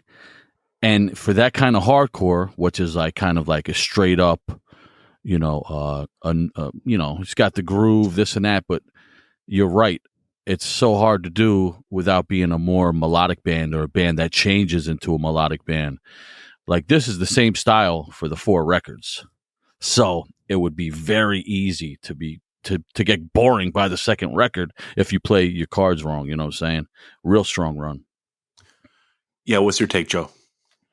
No, the same deal. I mean, the band only matures songwriting wise, and then for me, this was like the prime proving grounds for us. So I'd seen Madball in 1994, and I remember when Hold It Down dropped, and I'd seen them so many times in this entire era, and I don't think there's been an era for East Coast hardcore similar to that. There's been differences, but the Madball run with these records are just fucking, to me, epic in its own way, just because of exactly what Richie said. They are clearly every one of these 4 records are clearly Madball's take on hardcore without any influence from the outside world. They were never trying to play up to whatever was cool at that time. Yeah, like Richie said, they're all like these are all the same style, which is insane that they don't get played out. Like it's so good, and that's why this is brutal. I don't know. For me, I gotta keep Set It Off, Sentimental Value, and I think Hold It Down might be the best Madball record. So I think those 2 are safe. So for me, it's going to come down to Demonstrating My Style versus Look My Way. You narrowing this down at all, Joe? I'm not. I see you're narrowing down, but for me, I have zeroed in on it the whole time. All right, let's do it. I've never enjoyed Look My Way. Dive in. I had the 7-inch as soon as it came out, which was the Fool's Die, Been There, Done That. There might have been another track on there that I'm missing that was kind of like the EP precursor to this Look My Way record. Richie can talk on this as well. From the time Set It Off popped off, Madball was ubiquitous on the East Coast. I mean, you couldn't throw a rock and not hit a Madball show. I've seen them in the small 150 bar rooms in 95, 96 around our neighborhood, and then immediately in the era of Trocadero and Allentown and CC's, some of the craziest Madball sets of all time. I mean, even when Look My Way is about to drop, Madball still headlines over Earth Crisis, Marauder, and Mushmouth at the Trocadero, and it's still one of the most wild shows. And it was off the power of Demonstrate My Style. And Look My Way came out, and I just didn't have the same exact kind of like energy. And Madball shows were just getting bigger, and I don't recall them being sets that were almost encompassing the entire record of Look My Way. And then I remember when Hold It Down was starting to ramp up, you started hearing new shit. And I remember hearing Hold It Down and just being mind blown because I was so let down by Look My Way, just how fucking awesome Hold It Down sounded. And just those fucking rhythms and just the sing-alongs. It was like they wrote that record. I don't know the real reasoning in Look My Way sounding that way, but to me, it's a throwaway easy. That's how I would have decided, like, 10 years ago for sure. And maybe because this is Look My Way is my least favorite of the four, I didn't listen to it as much as the other three. But, in the last few years, I've been listening to it more and more. And there's like stuff on there that's like so good. I mean, first of all, Look My Way, all time classic Madball song. So good. And then that third song, the cutoff song, is like one where, we were saying that there's like almost no outside influence on Madball, but this one, like, there's a little bit of Hatebreed. It comes in that year after Satisfaction, and every single band is influenced by that record. And the way that they do kind of like that Hatebreed mosh verse, and then they reuse that verse, or excuse me, they reuse that riff like for the breakdown. It's like they recycle the riff in the song. It's so brilliantly done, and it's one of my favorite songs. And then also like that All I Can Take song at the end of the record, full on old school. And then that Pushin' Me song, like that riff is like one of the hardest riffs, like that verse riff. Good God, man. And you're right. Maybe part of the reason why this LP didn't hit necessarily as hard, like, yeah, there's that 7-inch that comes out before this, has been there, done that. They tuck that track at the end of the record, which I think is cool. So it doesn't like the familiarity of that song doesn't like cut up the whole record. But I don't know. This got banger tracks on. I'm still on the fence on Demonstrating My Style or this one. Richie, what's your take on this? Well, yeah, like for me, Hold It Down is the biggest one, the best one, my favorite. Set It Off is incredible because it's the debut. It gives you what you expect. Sets the bar really high.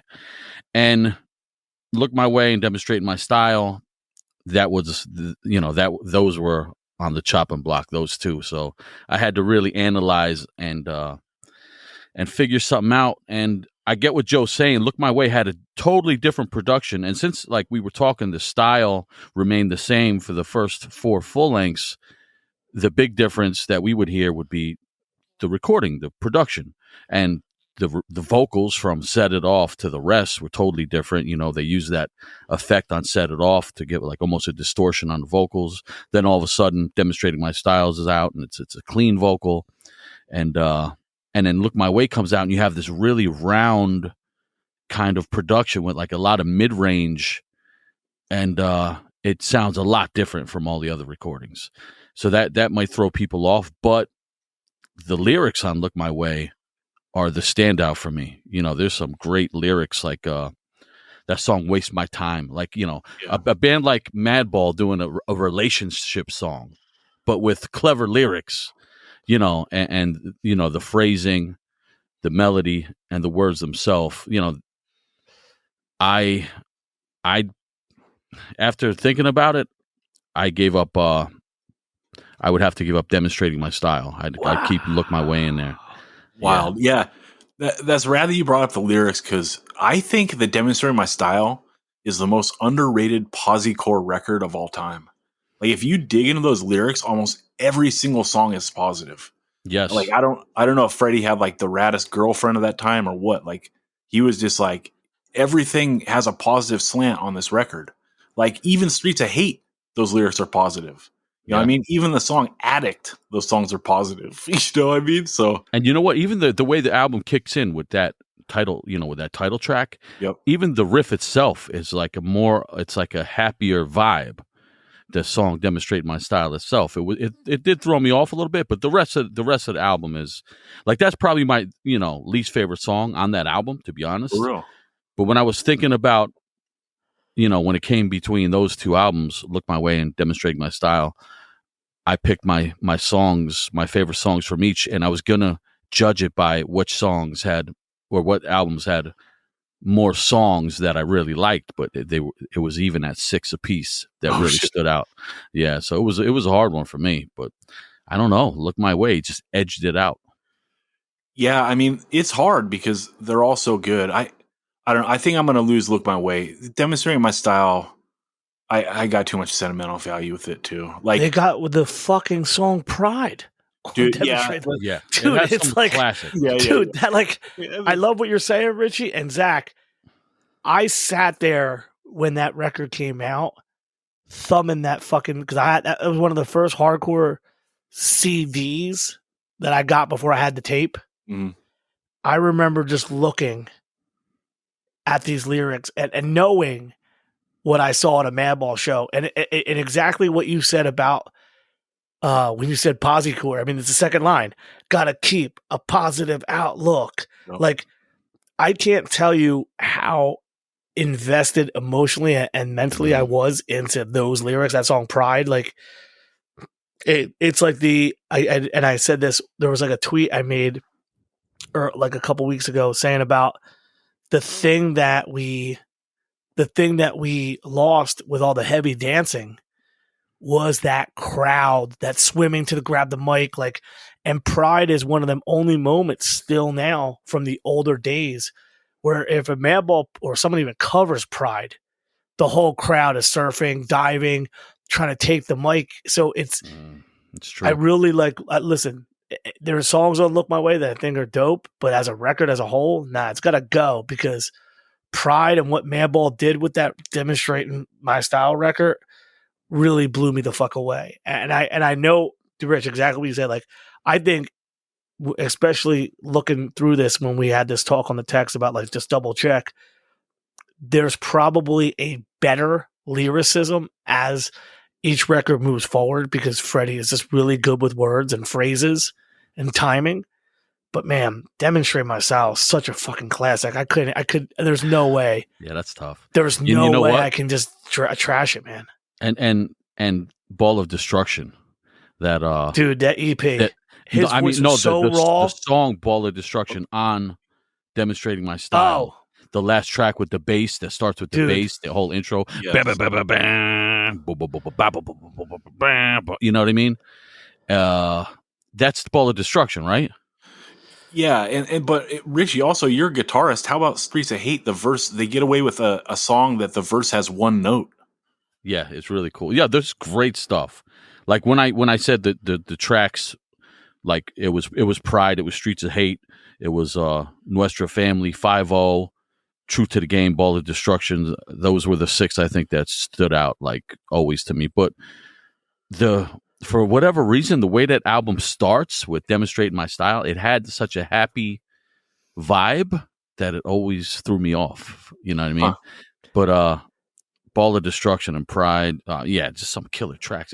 It was tough, man. And you know what? It's like I said this years ago. If you ask me what Madball album is my favorite, I'll probably say the last one I listened to. You know what I mean? Right. It's so hard. So this, out of all their good stuff, the top, the original 4.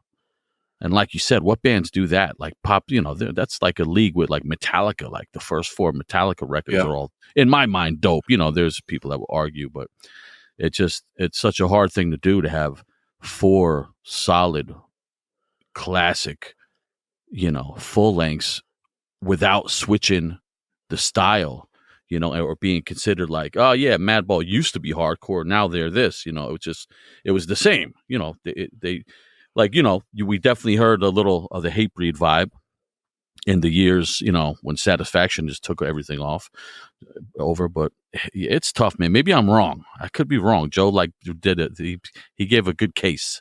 I appreciate that. All right, everyone, check out the playlist. We'll put on some of these tracks, and yeah. I'm taking it back to the old school because I'm an old fool. I'm taking it back to the old school because I'm an old fool. Yo, what's up, motherfuckers? Old school. What's up, everyone? We are going old school. We are going to talk the Kraut Adjustment to Society LP. Came out in 1982. Helping out, it is Ben Merlis, a.k.a. Ben Edge, a.k.a. Bedge. What's up, Ben? What's going on? Also helping out, it is Anthony Papalardo. What's up, Pops? It's going down. And also helping out, don't call him Cincinnati. It is the man known as Clevo. What's up, Clevo? What's up, guys? What up, what up? Yeah, this was a Pop suggestion doing the Kraut Adjustment to Society LP. Again, came out in 82. They do 2 7-inches first, the Unemployed 7-inch in 1981, and the Killed for Cash 7-inch in 1981 as well. Dude, this was a blind spot for me. I think this is a great suggestion. And after digging into this record for the last couple of weeks, I feel like a total moron for not having this on my 80s list. So Thank you for shaming me again, Pops. I appreciate it. But yeah, let's jump in. That's right. What makes this record so special and why it's notable? And then also, do you think that it gets the love it deserves, or do you think there's a lot of people out there that had this as a blind spot like I did? I'm going to start with a kind of controversial statement. So when I was thinking about this record and why I wanted to talk about it, I think partially is because it's not held as like canon for that era. And I started thinking about like East Coast punk bands that are considered classic, and almost every single one I could think of was more of a hardcore band. And it kind of speaks to Kraut forming when, New York hardcore is in its early stages, kind of full swing, right? And they're a little more of a punk band, even though they have faster songs. And I don't really know if it's just a mid period, or if, after 77 punk rock just kicks into hardcore. But, as I was thinking about it, it's like there's not really a lot of classic punk rock bands from Boston, from Connecticut. Like they're all West Coast or Midwest or something. And this record it's a record I got really early in my starter kit. So I always just thought everyone loved it. And it wasn't until a lot later that I discovered, oh, it's not really in everyone's starter kit. It's just kind of a rogue album. And the other thing that's weird is it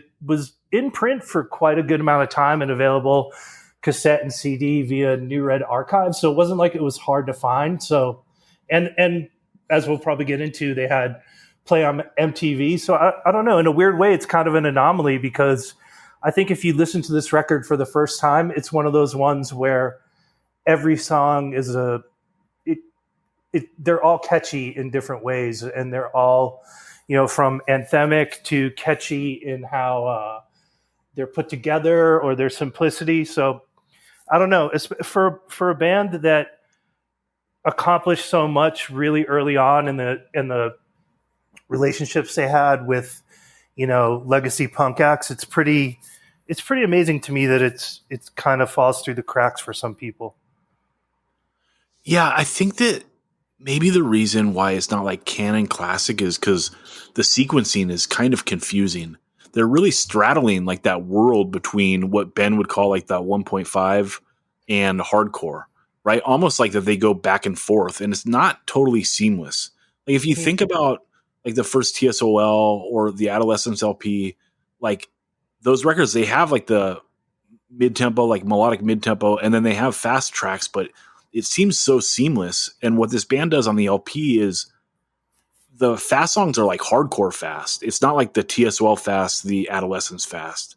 It's like that hardcore blazing fast. And I don't know, it's kind of like a record you don't really settle into. It seems very like you're switching the channels on like on a radio, although almost every song is good. I don't know. Ben, what's your familiarity with this record? Yeah, I actually also discovered Kraut pretty late. It was because Civ covered the song All Twisted, and Civ himself would say, this is a cover of a band called Kraut. And I would just thought, this song's incredible. Why don't I know this band?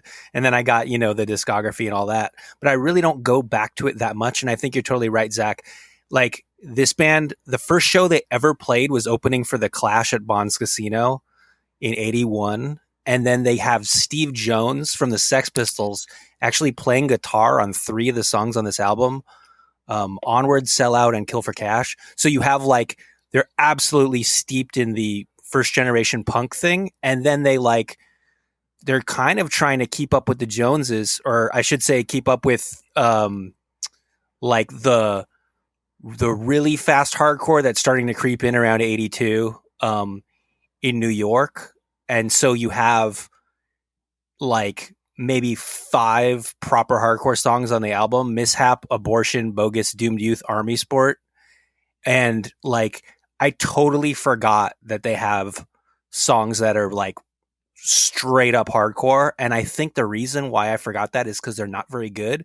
Like, they're totally good at doing the 1.5. Like, the two best songs on this album are Don't Believe and All Twisted, and Kill for Cash would be like number 3.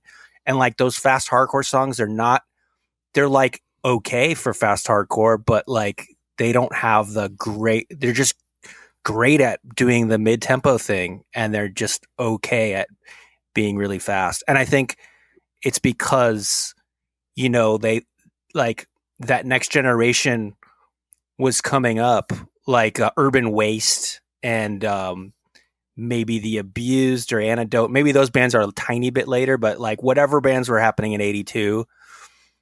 And so it was kind of like, oh, I guess this is what kids are into now, so we should do this. I don't know. I get that vibe. Yeah, the stuff that they go blazing fast, like the fast stuff, it is kind of unspectacular. It's just generic hardcore. I do think that, if you listen to the 2 7-inches, like that Unemployed 7-inch, the last 2 of the 3 songs on that are fast. Last Chance, a fast song, Matinee's a fast song, and I think both those are really good. And Last Chance gets re-recorded for this LP.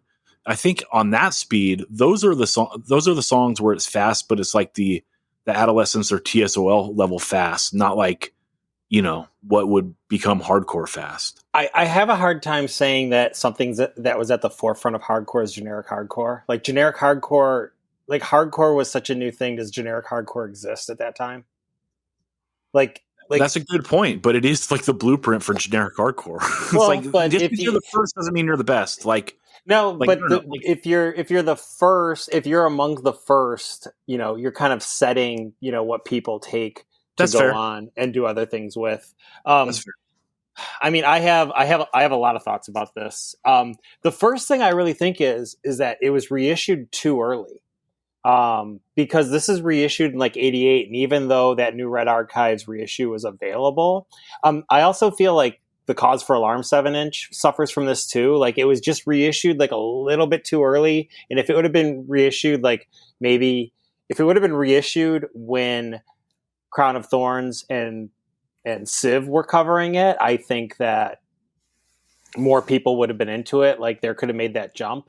But like, if I told you there's a band that put out a great LP, like at the beginning of like the switch from punk to hardcore, was on a comp with the Beastie Boys, which how many people bought that comp just because the Beastie Boys are on it, and heard Kraut, was covered by Civ to the point that not only was it on the Civ LP, but it was also on the single. They like made an All Twisted single. Right. That like pressed over 5,000 of those. Like, how did this band just not? Oh, and there was a member of the Cro-Mags. Like, when you think of how much love the Cro-Mags get, like, how did this band not just totally take off to the point that I think I bought my copy of the LP about 10 years ago, maybe a little bit more, and it was like a $20 record then. Like they were available, and they were like the original pressing. They were available, and it wasn't an expensive record. Like this, everyone should know this, and it's crazy that they don't. Totally underrated.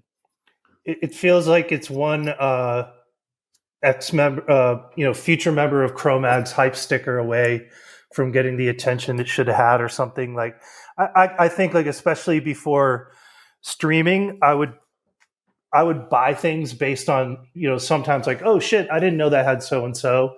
And a lot of times it was dog shit. But to your point, it's almost mind blowing that it's not held in higher regard. But I think that Cause for Alarm parallel is really accurate. It gets re-released because like that's when CDs start getting popular, right? It's like it's a technological thing, don't you think, Levo? That's like around the time that the Minor Threat CD comes out.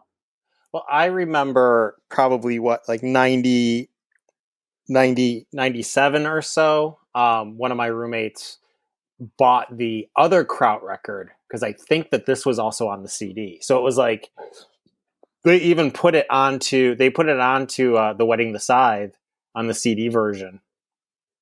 It was also reissued, and that was that was just another thing that like, oh, this CD has this record on it. Like, so there was another like random CD reissue of it, but it just was probably like not marketed at all. You know, like they didn't. I think that the idea was there that like, let's put this on a CD, but not to the point that it was like there's no reason to buy it. Yeah. I mean, I wasn't there, so I don't know. But it is spectacular in the way that, yeah, it's the Sex Pistols and the Cro-Mags like holding hands, right? You got Doug Holland for the Cro-Mags and Steve Jones from Sex Pistols. Like, that's insane. Like, and thinking about that and matched up with like all these songs they're running from like pretty good to straight up great. Like, it is wild. Like, this is an extremely underrated record. Yeah, I think if you got rid of the faster songs and maybe this was a 12-inch EP with all the like mid-tempo bangers, maybe it's a different conversation, you know. So maybe their downfall was editing or something. That's exactly what I think you're right. In my notes. Yep. No, I think you're 100% right. If they cut all the fast songs off this LP, you're looking at like that first TSOL LP, and it's pretty close in the year, right? I think that's 81. Adolescence LP is 82. Like, this fits right in with that. It's just those fast songs make it kind of confusing listen. I'd say you're looking at like something like Toxic Reasons. I wouldn't say it would. I'd still say it wouldn't be quite as good as TSOL. There's something kind of like distant and reverby, especially in the vocals. Like, you know, if you listen to this against Zero Boy's Vicious Circle, like that Zero Boy's record is so perfectly recorded, and this is like a step below that. So, I mean, that's kind of a mark against it. I mean, the ultimate kind of statement for this type of music from New York is that first Reagan Youth LP, I think. You know what I mean? And this is just like this has like maybe 3 or so songs that are that level, like Reagan Youth quality, but like that's kind of its sort of shortcoming. Right, but this is notable because it's 82. The Reagan Youth, I know it took forever to come out, but that's 84. I really like, when I look at stuff, it's like if it's pre-83, it's like kind of spectacular to me. You know, like 84, I think everything's like pretty wide blown open. There's a ton of bands. Right. Yeah, that's true. But yeah, everyone, check out this record. It's awesome. And I appreciate you bringing it up, Pops. Any closing thoughts you want to touch on this before we jump out of the section, Pops? Not really. I don't know. I'm kind of obsessed with digging into that, like the era of New York that is like this transitional era where things are a little weird. And, you know, I think New York in general just suffers from like production problems kind of across the board until, you know, you get sort of that anchor with Don Fury. And it feels like everything before that is kind of a dice roll.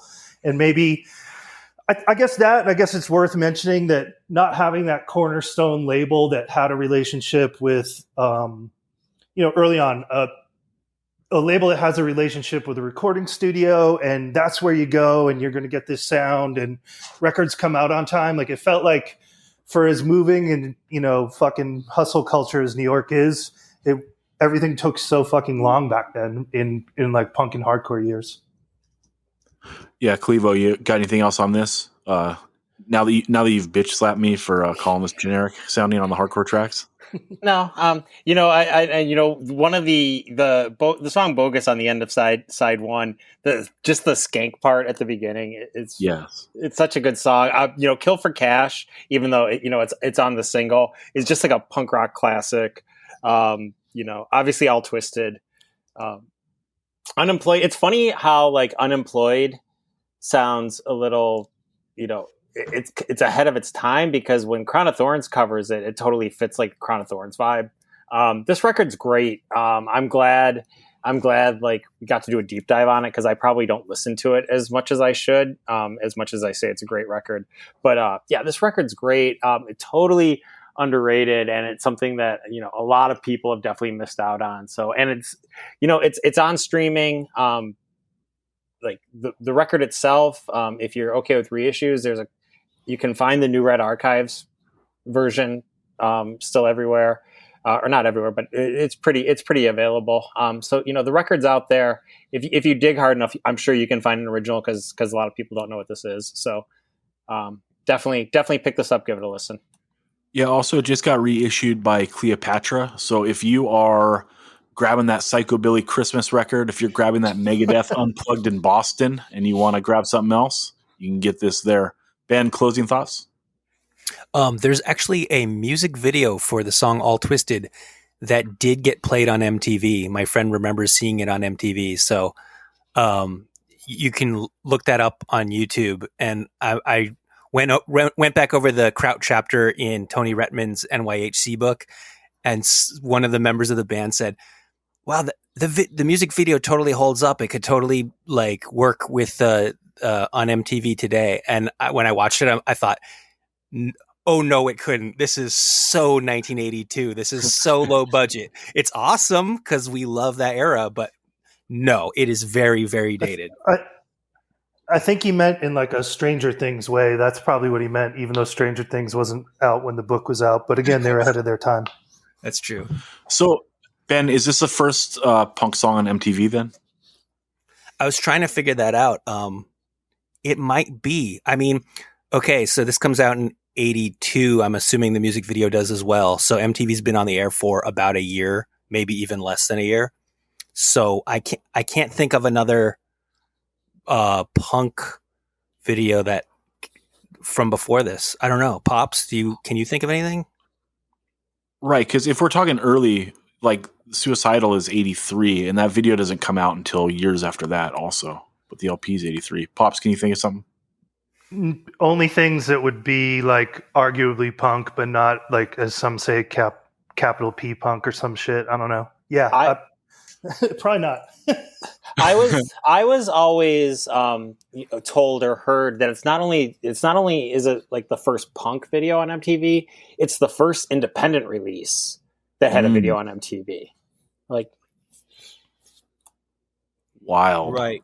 Wild. All right, historians out there, hit us up, let us know the truth, and hell yeah.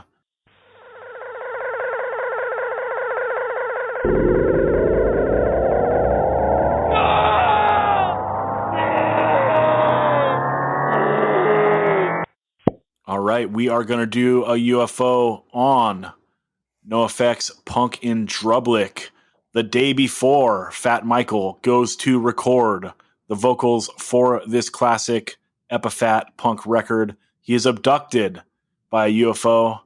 It is not shot down over Canada. We have no idea where he is. But you can plug in any singer from any era to take his place and sing on this record. So I don't know, man. We will see what people come up with. Ben, what are you thinking? I'm thinking if you took a classic punk singer from a serious band and you plugged that person in, it would kind of fuck that person's legacy up, because it's like, why is this awesome singer singing over this fucking terrible music, singing these terrible lyrics over this terrible music? So I think the easiest way to sort of put this down is get the godfather of fart rock on here. I'm talking Leonard Graves Phillips of the Dickies. He already has a high voice. He already sings in a jokey punk band, a much better jokey punk band. And this record would not ruin his reputation the way it would with a more serious punk singer. And, you know, the worst Dickies album ever, which is what this would be, is still better than the best NOFX album ever, which many people consider this to be. Yeah, this is the best album they do. Let's see what the Dickies are doing in 94. They're doing Idiot Savant with idiot spells wrong. Is that what that's supposed to be? Idiot Savant? I don't know. On Triple X Records, so shout out to Bedge there. But yeah, I don't know. I don't know. That's a good one. Is this a UFO, like the first UFO we've done, where all our choices are guaranteed to make the record better? Yeah, I don't see how it's possible that it wouldn't be. But it's also the first UFO where any choice we make will not save this record. I disagree, and I also think that like we're setting up these people, right? Because this album does really well. It's on Epitaph. They're getting a decent cut, so you're kind of giving someone a nice payday too. So think about it from that angle. Clevo, who you thinking to replace Fat Mike? So it has to be someone from California. There has to be some snottiness to the vocals. So I came up with 3. I'm gonna have to narrow it down. So you could just go Path of the Resistance, dude. Fuck it. So the first one I thought of was 6 era Keith Morris. Oh. Because he does. I mean, what's more California than Keith Morris with that Keith Morris accent? He can do the snottiness. Like the Circle Jerks had some jokey songs. He also can carry some melody, like on 6. Like some of the songs, he does sing a little bit more. It's not like the Black Flag vocals.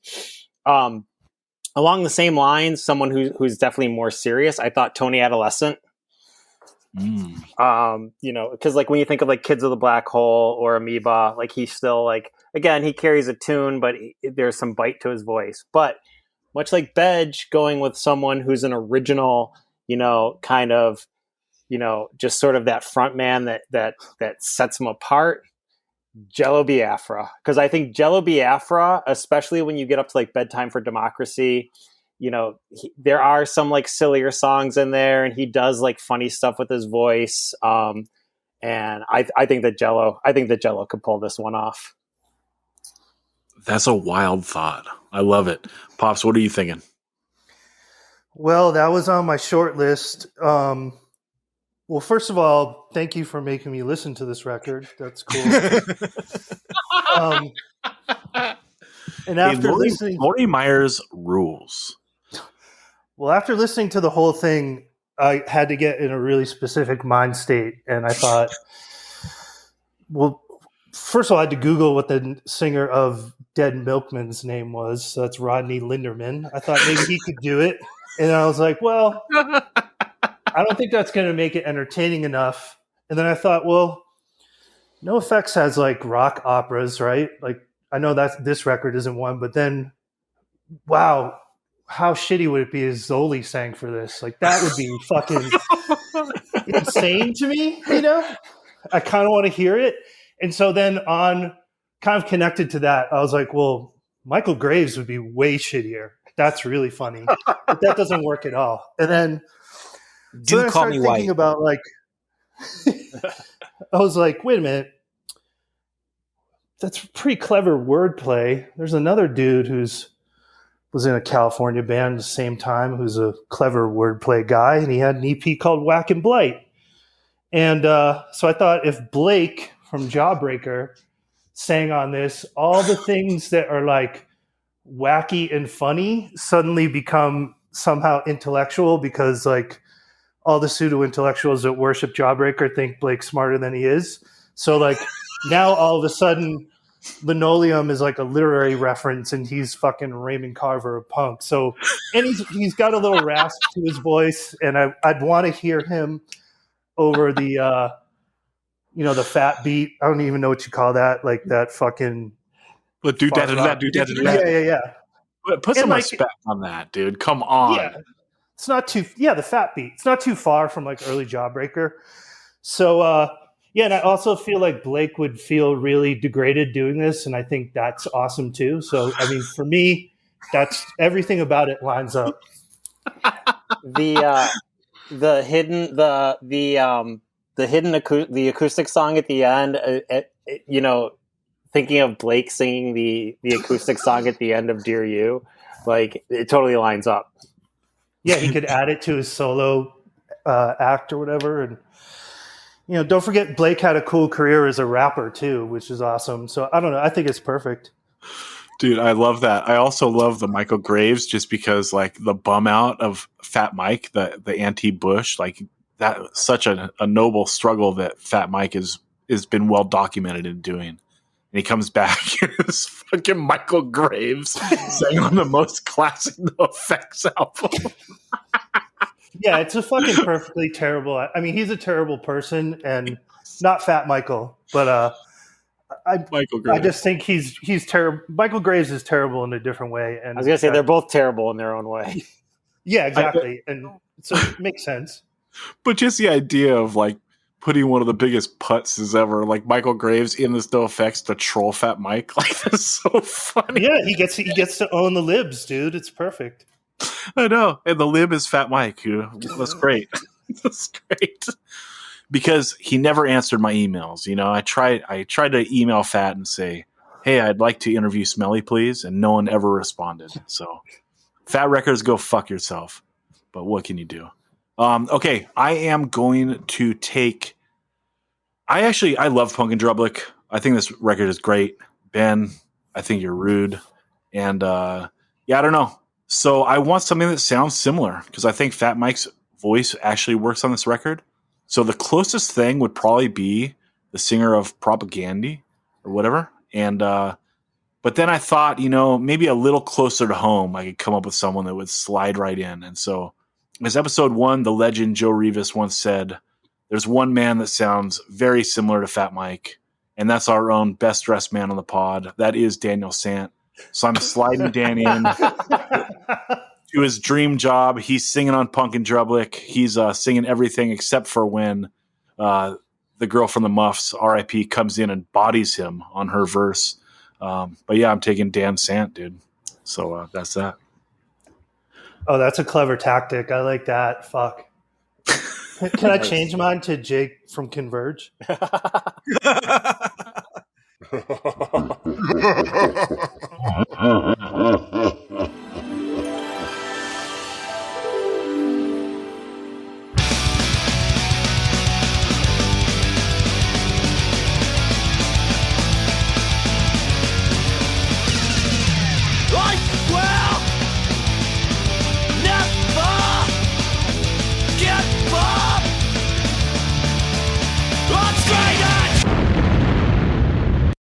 Or what if Fat Mike sang for Over My Dead Body? Or what if Fat Mike sang for Over My Dead Body? What if? Or what if Fat Mike sang for Over My Dead Body? What if? Or what if Fat Mike sang for Over My Dead Body? What if? That's me on the B-side. Comb in the sand. Metal meter in my hand. Sporting a pocket full of change.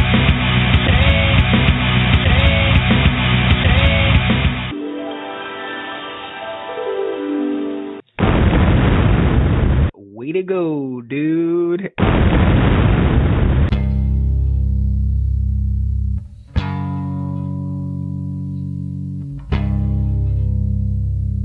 The fight lasts for hours, each ram battering the other dozens of times.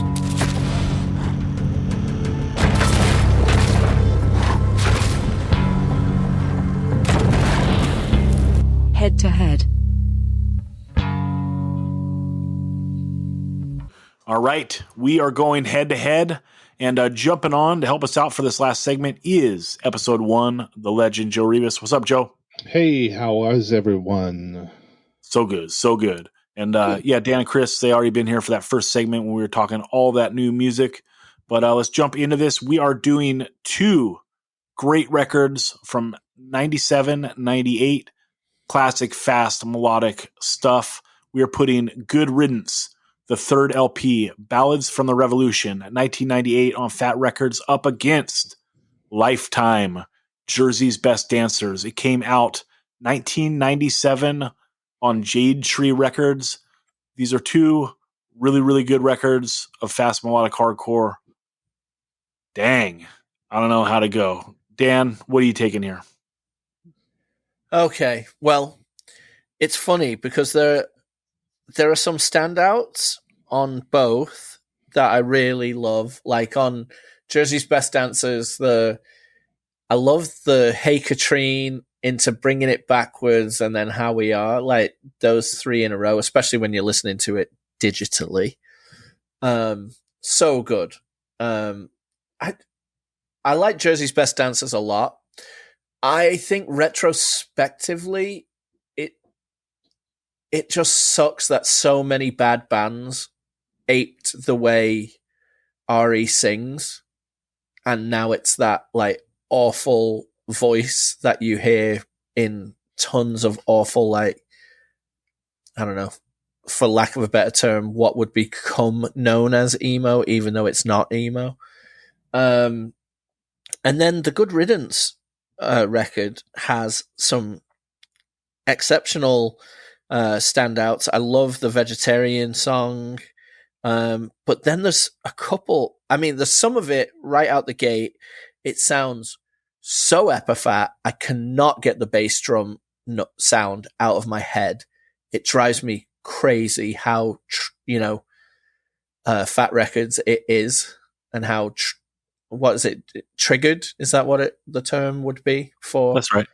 The way that the bass drum sounds, because the drumming is so good, but it just gets inside my head and drives me crazy.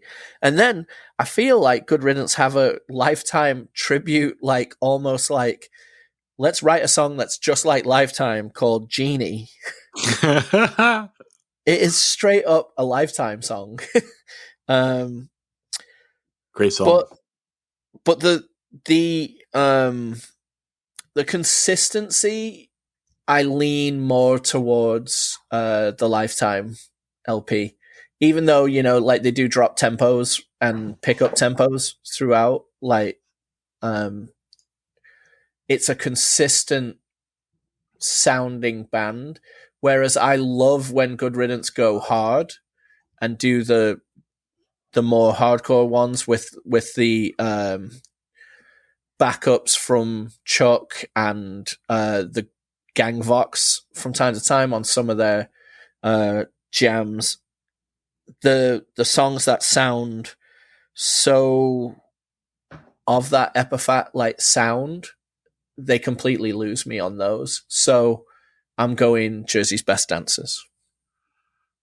Dan, I'm kind of the opposite with you on this one. I don't like when Good Riddance kind of lean into their hardcore, and this is when they're in like the peak of that. I think like the first record, Forgotten Country, is just really its own thing. I don't think it sounds like anything, and that's kind of why I love it so much. It's like, I don't know, it's so awesome. And then the second one, Comprehensive Guide, is like when they jump into this level of production. I think it's like a Ryan Green record as well as this, and that one is so good. It's different than the first one, and almost as good in its own way, right? It's like kind of like if you're comparing Against the Grain to Generator. Like, it sounds so different, but it's so good on its own. You're like, fuck, this thing is awesome too. This record to me is like the lesser version of the second Good Riddance record. I still think it has so much good stuff on here. Like the first song, Fertile Fields, is like all-time classic Good Riddance, right? And then also the Choices Made, the Not With Him song, I think, is classic. Understood, classic. Slowly, classic. Holding On, classic. And one of the best Good Riddance songs, in my opinion. But there's a smattering of hardcore songs on here, which I don't think are good. State Control, Choices Made, Waste, and Without Anger. I think they're only okay at writing hardcore songs. And also, like, I think that Russ Rankin is a great lyricist when he like takes the time to lean into his craft. Like, those first two records have some amazing lyrics on them, and it's kind of a bummer when they do the hardcore songs. I kind of feel like the lyrics get dumbed down a little bit, like that song Waste, like the meat is murder line. Like, I'm with it, dude. I haven't eaten meat in over 25 years, but like that's just a little too like on the nose. I wish that he went a little more artistic with it because he's such a great lyricist. So this album's kind of hot and cold to me. It doesn't have the flow of the first two records. It's kind of like, oh, I love this song. Oh, I don't like this song. Oh, I love this song. I don't like this song. And so it's a little hit and miss. I for sure get that. And I also think the meat is murder thing, like, well, you got to think about the crowd that he's like singing to. Yes, obviously strive for better lyrics always, but I feel like being blunt about that and bringing this up to people who may never have even considered this is a good thing. But I'm with you too. Like the first LP is the one for me. So, and I do agree, like going back and forth. Yeah, I like this song. I don't like this song. I agree with you that it's always like hardcore light, but I'm saying like with this production, it actually works a bit on this. That's just my point. Yeah, that's a good point, right? Because like you don't really hear hardcore songs with this kind of production, so that is a nice thing. Also, I'm with you on the kick drum. Like that song "Salt," like it's a great fast pussy song, but like that kick drum is so gnarly on it. It's just like it's too triggered. And then that's another one where it's like, come on, Russ, like you can do better lyrically than this. Like that "Jocks at a football game" line or the "King of the Pit" line. Like, come on. So yeah, that's my take on this record. I'm still gonna talk Lifetime, but let's go to you, Joe. What's your take? Well, okay. So I have to choose one here. Is that what you're telling me? Correct. Yeah. Get a little closer to the mic, Joe. I can hardly hear you. Yeah, sorry. Well, I worked for Good Riddance just before this record came out, so these songs are like embedded in my brain as Good Riddance songs. So live, they're nothing like what it sounds like on this record. This is definitely a Ryan Green. You know, they recorded it at Motor Studios in SF. It definitely Epiphat, as you called it, right? So it has that feeling and problem with it, but I really like Salt. I like the song, at least, especially there's an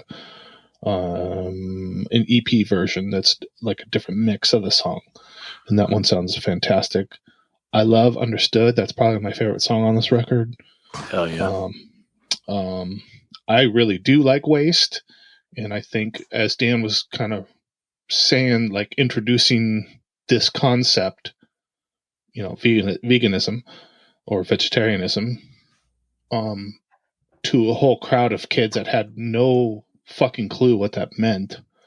You know, and sometimes that blunt message is exactly what's necessary for at least to open the door to people. You know, because you know, at this time Russ had those. He was selling all these T-shirts. It's okay not to drink milk, and like all these other things. You know, which are super generic looking things, but the concept is so foreign to those kids. You know, what am I trying to say? You know, you understand what I'm saying here. Yeah, but I disagree though. Like I think that you make more like, yes, I get the point you're making, right? Like you want to have a basic message to the crowd because they're not used to this message, but I still think that like to convert people to something you care about is better to not knock them over the head. Like if you try to knock someone over the head, they're going to like kind of repel. Like, you know, it's a repellent. Like I think that the move is like the Cats and Dogs GB move, right? Like put it in a context that like kind of everyone can feel or feel their pain. Right, feel their pain. That's a great one too. Yeah. You know, like it'll make you think about it. I don't know, just like Meat is Murder, you're coming at someone that like this is something they've done since, you know, before they have memories, right? And like you don't want to necessarily come out the gate and tell someone your whole life is a lie, man. I mean, it's like the people throwing paint on you know, people wearing mink coats and shit like that. It's right. They're just going to buy another one. Yeah, some of them, yeah, but how many minks must die for them to look fly, Joe? That's what I want to know. Right. But I do love that record. But Jersey's Best is by far. You know, when you sent this text about doing this, I'm like, that's just not fair. That's this record crushes everything from 1995 on, in my opinion. Jersey's Best Dancers, that is. Turnpike, Young Loud Scotty, 25 Cent Giraffes, you know, theme song, Boys No Good. Like everything is just, you know, fantastic. And it's also, I was on tour with them when they were before this record, just before this record came out. So, it's special to me as well. So, yeah, The Boys No Good. Oh my God, that song's so good. It's so like nodding to, the 50s, which would then be nodded by the Ramones, and then Lifetime doing a nod back to that. It's just so good. Yeah. And then the packaging and everything else that goes along with Jersey's Best is just better than that Good Riddance record than Ballads. With the the jazz record steel for the cover look, and then like the insert, just the way that insert is, it's all sort of East Coast arty. I don't know how to otherwise to describe that, but with cool stuff that here for a Southern California kid you don't really see. So seeing that sort of thing, bridges and fucking whatever rivers and all that shit, that's cool. You know what I'm saying? Yep.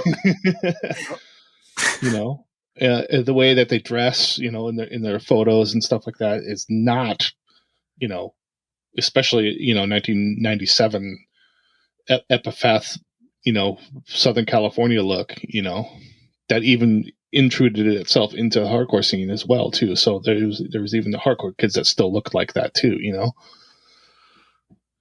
Hell yeah! All right, Chris. Which wasn't the case on the East Coast. That's all I was getting at. Yeah. Chris, I believe you chose this matchup. So I did. Yeah. It's time. Yeah, in the words of Russ Rankin, it's time for me to defend the oppressed. Yes. This is my favorite Good Riddance. Damn. Let me try to talk words here. This is my favorite Good Riddance record. When this record came out, 1998, we're starting to see a lot of like the dying off of the 97 Youth Crew thing, or at least, maybe not in quantity because there's still plenty of them, but like, I think with all the quality dip starts to maybe become a little bit more noticeable. So when this record came out, when Balance of the Revolution came out, this is a time where I'm craving really well done, fast hardcore. And, there's certainly elements of Epiphat on this, but I think this record across the board has a lot more in common with like Gorilla Biscuits than NoFX, and that's why I like instantly love this. You guys touched on the drums, and I couldn't really tell if you liked them or hated them, but like I love how present they are. Like they really cut through, and I can't think of many records that really do it like that, at least to this degree. So I could certainly see it being a thing that people don't dig, but I love it. I think it's so sick. My only complaint, not even a complaint, it's maybe a bit long, but it's of the time, like you had to put that many songs on an LP or else it wasn't an LP. Could have probably dropped a track or two that are of like perfectly fine tracks that just to make some of the absolute heaters sing more. But I think the same could be said for the Lifetime record. And in my opinion, I think these two records have probably about the same number of just like quote unquote meh tracks, like, it's all right, take it or leave it. But Good Riddance has more songs on it. And so that means more just bangers. I think there's a lot of all-timer Good Riddance songs on this record. I'm with Joe on Salt. I think this is basically their version of Go Back to the Gym by Battery. And with the line, no one wants to go to the front at shows anymore, this should be like Zach and Dan's theme song for their 2023 wish list. Because they don't want to be kicked in the head or punched in the nose. Yeah, even though I left that part out because the harmonizing there is kind of cheesy, but it's also kind of lovable. We should understood. It's on that song came out on, I believe, the Instant split too. Interesting. Yep. Well, that just shows how much I listen to split records.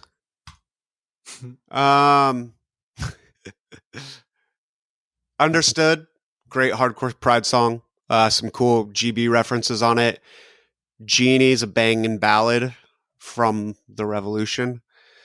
The chorus, the chorus on Not With Him, there's like this repeated tom roll that like carries the beat, and it's so ill. Like, I don't know if I've ever really heard that kind of a thing before. I'm sure they got it from somewhere, maybe not even like punk related, but you guys know what I'm talking about? Yeah, shout out Neil Peart. There you go. We expect you to come with a timestamp. Come on. I don't know, whatever the chorus is. Yeah. Hard to disagree with Zach on Waste. Like, yes, I agree there's a time and place for more poetry, but like, I think this is straight up one of the best vegetarian songs ever written. Right up there with Shall Be Judged. It is certainly more on the nose, but I think there's a time and place for that.